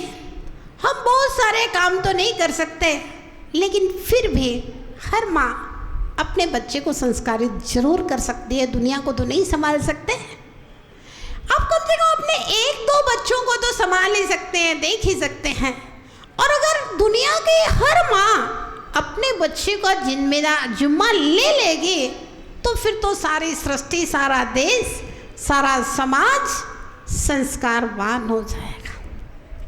तो वो आत्माओं, आप सब जानते हैं बच्चों को संस्कार कैसे देना है, क्या देना है, लेकिन समस्या जो है वो बच्चों के संस्कारों की नहीं, समस्या अभी माता पिता के संस्कारों की है। उनको स्वयं संस्कारवान होकर के संस्कारों के महत्व को, जैनत्व के महत्व को समझना होगा और फिर अपनी संतानों में जैनत्व के संस्कार अपने आप में मुझे लगता है सारे के सारे बहुत अच्छे श्रेष्ठ संस्कार मात्र एक जैनत्व के संस्कार में ही समाहित हो जाते हैं। परिवार बहुत बड़ी चीज़ होती है भव्यात्माओं। एक समय था दादा दादी, सास ससुर, पति पत्नी, भाई भाई, भाई बहन, देवरानी जेठानी, ननद देवर, सब लोग एक छत के नीचे रहा करते थे। सिक्योरिटी की कोई समस्या नहीं थी, सिक्योरिटी की कोई समस्या नहीं थी। घर के अंदर आकर व्यक्ति अपने आप को सुरक्षित महसूस करता था। लेकिन जब बड़े शहरों के इतिहास अखबारों में और न्यूज़ों में देखते हैं, पति पत्नी अकेले हैं, पति काम पे चला गया, घर में घुस कर के बैल बजाई, दरवाज़ा खुलवाया, घर में घुस कर के घर को लूट ले जाते हैं और स्त्री को मार के वहीं डला छोड़ जाते हैं। परिवार टूटने से सबसे बड़ी समस्या सिक्योरिटी की समस्या आ गई। अब लोग घर नहीं लेना चाहते। बड़े शहरों में लोग घरों को बेच करके फ्लैटों में जा रहे हैं। पूछा क्यों, घर क्यों छोड़ा? सिक्योरिटी की समस्या। सिक्योरिटी के फ्लैटों में अब फ्लैट में 2 कमरे हैं, ना तो मेहमान का आओ भगत हो सकता है, ना ननद आ जाए या सास ससुर आ जाए गांव से, किसी के रहने के लिए, सांस लेने के लिए भी जगह नहीं है। पति पत्नी दोनों नौकरी पे जा रहे हैं, हर काम में पैसा लगता है भैया, बहुत बड़ी समस्या। परिवार टूटने की समस्या बहुत बड़ी समस्या है। एक समय होता था बच्चे पैदा हो जाते थे, पल जाते थे, सास ससुर माता पिता बच्चों को पाल देते थे, पति पत्नी को पता ही नहीं चलता था कि बच्चे कैसे बड़े हो गए। अब सारा ठेका तो औरतों ने ले लिया है, पैसा कमाने भी का ठेका भी औरतों का है, घर चलाने का ठेका भी औरतों का है, बच्चों को पालने का ठेका भी औरतों का है। तो कहने भैया बच्चे पैदा ही नहीं करना कौन पालेगा इनको, कैसे पलेंगे, कैसे ये बड़े होएंगे? बहुत बड़ी समस्या है। परस्परोपग्रहो जीवानाम, परस्पर में एक दूसरे का सहयोग करते हैं तो सारे काम सहजता से और सरलता से हो जाते हैं। और एक इंसान अगर सारे काम करेगा तो ध्यान रखना 2 रोटी नहीं खा पाओगे आप लोग। अगर एक इंसान सारे काम करेगा तो 2 रोटी नहीं खा पाओगे।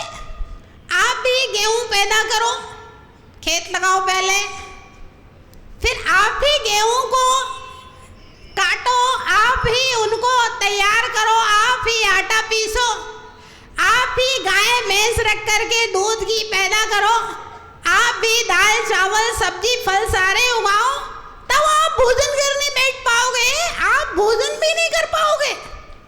ये संसार परस्पर सहयोग से चल रहा है, और जब परिवार होता है एक दूसरे के ऊपर सहयोग की भावना रहती है, तो सारे काम बड़ी सरलता से सहजता से, जो बुजुर्गों के काम है वो बुजुर्ग कर देते हैं, जो युवाओं के काम है वो युवा कर देते हैं, जो बच्चों के काम है भी बच्चे कर देते हैं, जो पुरुष का काम है भैया वो पुरुष करेगा, महिला का काम है वो महिला करेगी। महिला का काम है घर परिवार को देखना, बच्चों को देखना। हाँ, कोई इमरजेंसी हो जिसका पति नहीं कमाता हो, कोई कारण हो, तो महिला कमाए भी ठीक लगता है, इमरजेंसी के लिए बच्चियों को पढ़ा देना चाहिए। लेकिन पति बढ़िया से कमा रहा है, व्यापार सब बढ़िया चल रहे हैं, फिर भी अगर स्त्री को अपनी कमाई का और कमाने का दम्भ है, और उसको अगर किचन और चौका चूल्हा नहीं सुहाता है, तो इससे तो परिवार नाश होता है, उससे कोई परिवार बनने वाला नहीं है भव्यात्माओं। तो सबसे पहले तो युवाओं को समझने की ज़रूरत है, संभलने की ज़रूरत है। माता पिता का, सास ससुर का, बच्चों का, भाई बहनों का परिवार में क्या महत्व है, और जब इन सब चीज़ों को समझेंगे तो निश्चित रूप से बच्चों के अंदर संस्कार सिर्फ माँ बाप नहीं देते हैं, बहुत सारे संस्कार तो भाई बहनों से अपने आप, 2-2, 4-4, 6-6 भाई बहन होते थे। एक खाना खा रहा है, दूसरा अपने आप खाने बैठना, भैया मुझे भी भूख लगी, भैया मुझे भी भूख लगी। अब एक ही बच्चा है तो मम्मी थाली लिए घूम रही, बेटा खाना खा ले, खाना खा ले, बेटा कह रहे जे नहीं खाना, जे नहीं खाना, पिज्जा नहीं बनाया, बर्गर नहीं बनाया, ये नहीं खाना। पहले ऐसे बच्चे होते थे क्या? दाल चावल रोटी सब्जी बनी रखी हो, 100 बच्चे एक साथ बैठ के फटफट फटफट खाना खाने के लिए बैठ जाते थे, और अपना बढ़िया मस्त और तंदुरुस्त सब खेल रहे हैं, सारे बच्चे एक साथ में खेल रहे हैं। परिवार एक बहुत बड़ी चीज़ है। जिन चीज़ों के लिए हम पैसा खर्च करते हैं, वो सारी चीज़ें बच्चा बिना पैसा के सहज सीख जाता है। हम लोग भी छोटे छोटे थे, कभी कोई चीज़ बाजार में सीखने के नहीं गए। अपने और बड़ी बड़ी दीदी लोग रहती हैं, ताई ताऊ की बच्चियाँ रहती हैं, तो आपस में एक दूसरे से सब सीख लेते हैं। बड़ी दीदियों को आता है, उनसे सीख लिया, कोई भाभी आई उनको कुछ आता है, उनसे सीख लिया, कोई बाजार में सीखने के लिए नहीं जाते थे।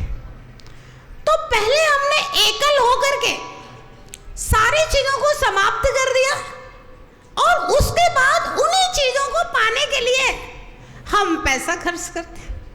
यही चल रहा है और यही होता है।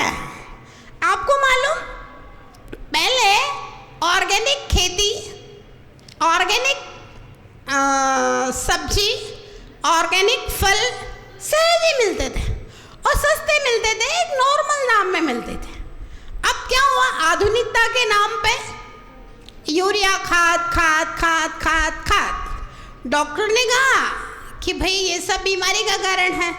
अब ऑर्गेनिक के नाम पर, ऑर्गेनिक के नाम पर अथवा ऑर्गेनिक, उससे 4 गुनी ज़्यादा कीमत में स्पेशल इतनी सी चीज़ खरीदी जा रही। जो पहले नॉर्मल था, सहज था, वो अब 10 गुना ज़्यादा पैसा दे करके खरीदा जा रहा है, और पैसे की समस्या उत्पन्न हो रही है। कहने का तात्पर्य है कि हमारी जो जैन संस्कृति और हमारी जो भारतीय संस्कृति, जैन संस्कृति और भारतीय संस्कृति, ये दोनों ही शिक्षा और संस्कारों में बहुत श्रेष्ठ संस्कृतियां थी। लेकिन भारत ने मोबाइल के नाम पर जहां पाश्चात्य संस्कृति को अपनाया है, परिवार को छोड़ करके एकल एकल एकल। आप जब अपनी लड़की के लिए लड़का देखने जाते हो तो क्या पता करते हो भैया? 2 भाई तो नहीं है, एक लड़का है। सास ससुर भाई वो तो गांव में रहते हैं, लड़का तो अकेला बेंगलोर में रहता है। कितना पैकेज है? बस संबंध कर दो। लड़का लड़की देखने आता है तो कितना पैकेज है कितनी सुंदर लड़की है, बस संबंध हो जाएगा।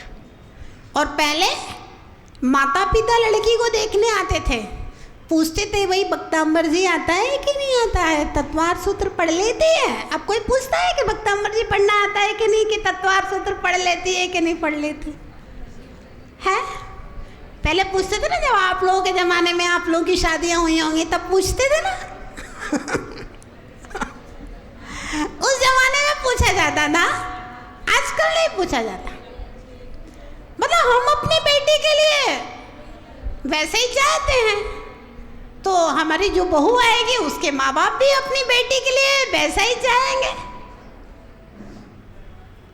तो गलतियां तो दोनों ओर से, हमने अपनी बच्चियों को बिगाड़ा, दूसरे ने भी अपनी बच्चियों को बिगाड़ा है। इतनी खराब स्थितियां हो गई हैं कि बहुएं आके घर में रोटी नहीं बनाना चाहती। पहले भी महिलाएं कमाती थी, ऐसा नहीं है, लेकिन घर का काम करने के बाद में भी स्कूल में पढ़ाने चली जाती थी। अब तो जो लड़कियां काम भी नहीं करती ना, वो भी घर की रोटी नहीं बनाती, बनाएगी ही नहीं, चाहे कमाए या नहीं कमाए, उससे कोई फर्क नहीं पड़ता है। और उसके परिणाम क्या है, ध्यान रखना, जितना फिजिकल वर्क होगा उतना शरीर स्वस्थ रहेगा। और जब फिजिकल वर्क करना नहीं है और खाना पूरा है ना, फास्ट फूड और ज़्यादा घी तेल तला हुआ जा रहा है और फिजिकल वर्क नहीं करेंगे तो क्या होगा। पहले भी लोग झुकते थे, ऐसा नहीं पहले लोग झुकते नहीं थे, झाड़ू पोंछा सब करते थे, लेकिन जब हम झुकते नहीं हैं तो हमारे सारे शरीर अकड़ जाता है और फिर अचानक झुके फ्रैक्चर हो गया, ये हड्डी इधर खिसक गई, वो हड्डी उधर खिसक गई, ये कमर में दर्द हो गया, वो सर्वाइकल हो गया। क्या भाई फिजिकल वर्क करते नहीं है, और जब फिजिकल वर्क नहीं करते हैं, शरीर हिलता डुलता नहीं है तो बीमारियां लगेंगी। और भाई एसी में रहेंगे, 8-8, 9-9 बजे सो करके उठेंगे, रात में 2 बजे तक मोबाइल, 3 बजे तक मोबाइल चलेंगे, तो फिर निश्चित रूप से स्वस्थ खुली हवा नहीं मिलेगी। सांस की बीमारियां, वो सिर में ऑक्सीजन नहीं पहुंचता तो सिर दर्द करता रहता है, हार्ट ब्लॉकेज हो रहे हैं और टेंशन के मारे बीपी बढ़ रहा है, कोलेस्ट्रॉल बढ़ रहा है, शुगर बढ़ रही है, सारी बीमारियां हो रही हैं। अब सुबह से मॉर्निंग वॉक, गार्डन में घूमने के लिए जाओ, एक्सरसाइज करने के लिए जाओ, जिम में जाओ, पैसा दो, फिर मेहनत करो। और यहाँ भाई मेहनत करके नौकरों कर नहीं लगाने थे सारे काम। कितनी खराब कंडीशन है, कितनी खराब कंडीशन है। घर में आपके नौकर जो घुसता है, 24 घंटे रहता है, उसको आपके घर की एक एक इंक्वायरी मालूम रहती है। कितनी दुर्घटनाएं सिर्फ घर के नौकरों के द्वारा घटित हो रही हैं पूरी दुनिया में, आप देख लीजिए। कितनी दुर्घटनाएं सिर्फ स्टाफ के द्वारा की जाती हैं, इतने सारे क्राइम केवल स्टाफ के द्वारा किए जाते हैं। भव्यात्माओं, समय आ गया, आपका हो गया। बातें बहुत छोटी छोटी सी हैं, आप लोग सब जानते हैं, सब समझते हैं, सबको सब चीज़ का ज्ञान है। आवश्यकता है अपने मन को मजबूत करके और उन चीज़ों को आचरण में लाने की। और एक विषय छूट गया कि अशुद्धि के समय में कैसे मर्यादाओं का पालन किया जाए, इस विषय में कोई भी नहीं बोला। हाँ, इसलिए नहीं बोले क्योंकि कोई मर्यादाओं का पालन करता नहीं है, तो अब कौन बोले इस विषय में तो ध्यान रहे, आगम में 3 दिन का विधान है। 3 दिन तक ना तो कोई चौके की खाने पीने की वस्तुएं छूना चाहिए और ना ही घर के पर्दे, सोफे और बिस्तर, इन सब चीज़ों को भी नहीं छूना चाहिए। और अलमारी में कपड़े रखे हुए हैं, ऐसा नहीं भैया छुट्टी है तो चलो सारी साड़ियों को निकाल के उनके ऊपर प्रेस करके रख दो, देख दाग के सब सामान रख दो, नहीं। घर की कोई भी सामग्री, वस्त्र, भोजन, किचन 3 दिन तक कोई भी चीज़ नहीं छूना चाहिए।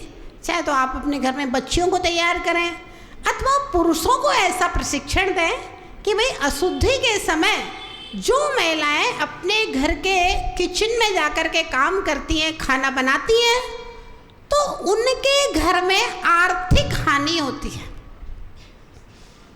पुरुषों की बुद्धि भ्रष्ट होती है। महिलाएं कहती पति बात नहीं मानता, सुनता नहीं है। क्यों नहीं सुनता? अशुद्धि में बना के खाना खिलाया है तो पति सुनेगा नहीं, उसकी बुद्धि भ्रष्ट होगी। बच्चों की बुद्धि भ्रष्ट होती है, रोग बीमारियां लगते हैं अशुद्धि में भोजन छूने से, करने से, और वो सब छुआछूत पूरा घर का करने से।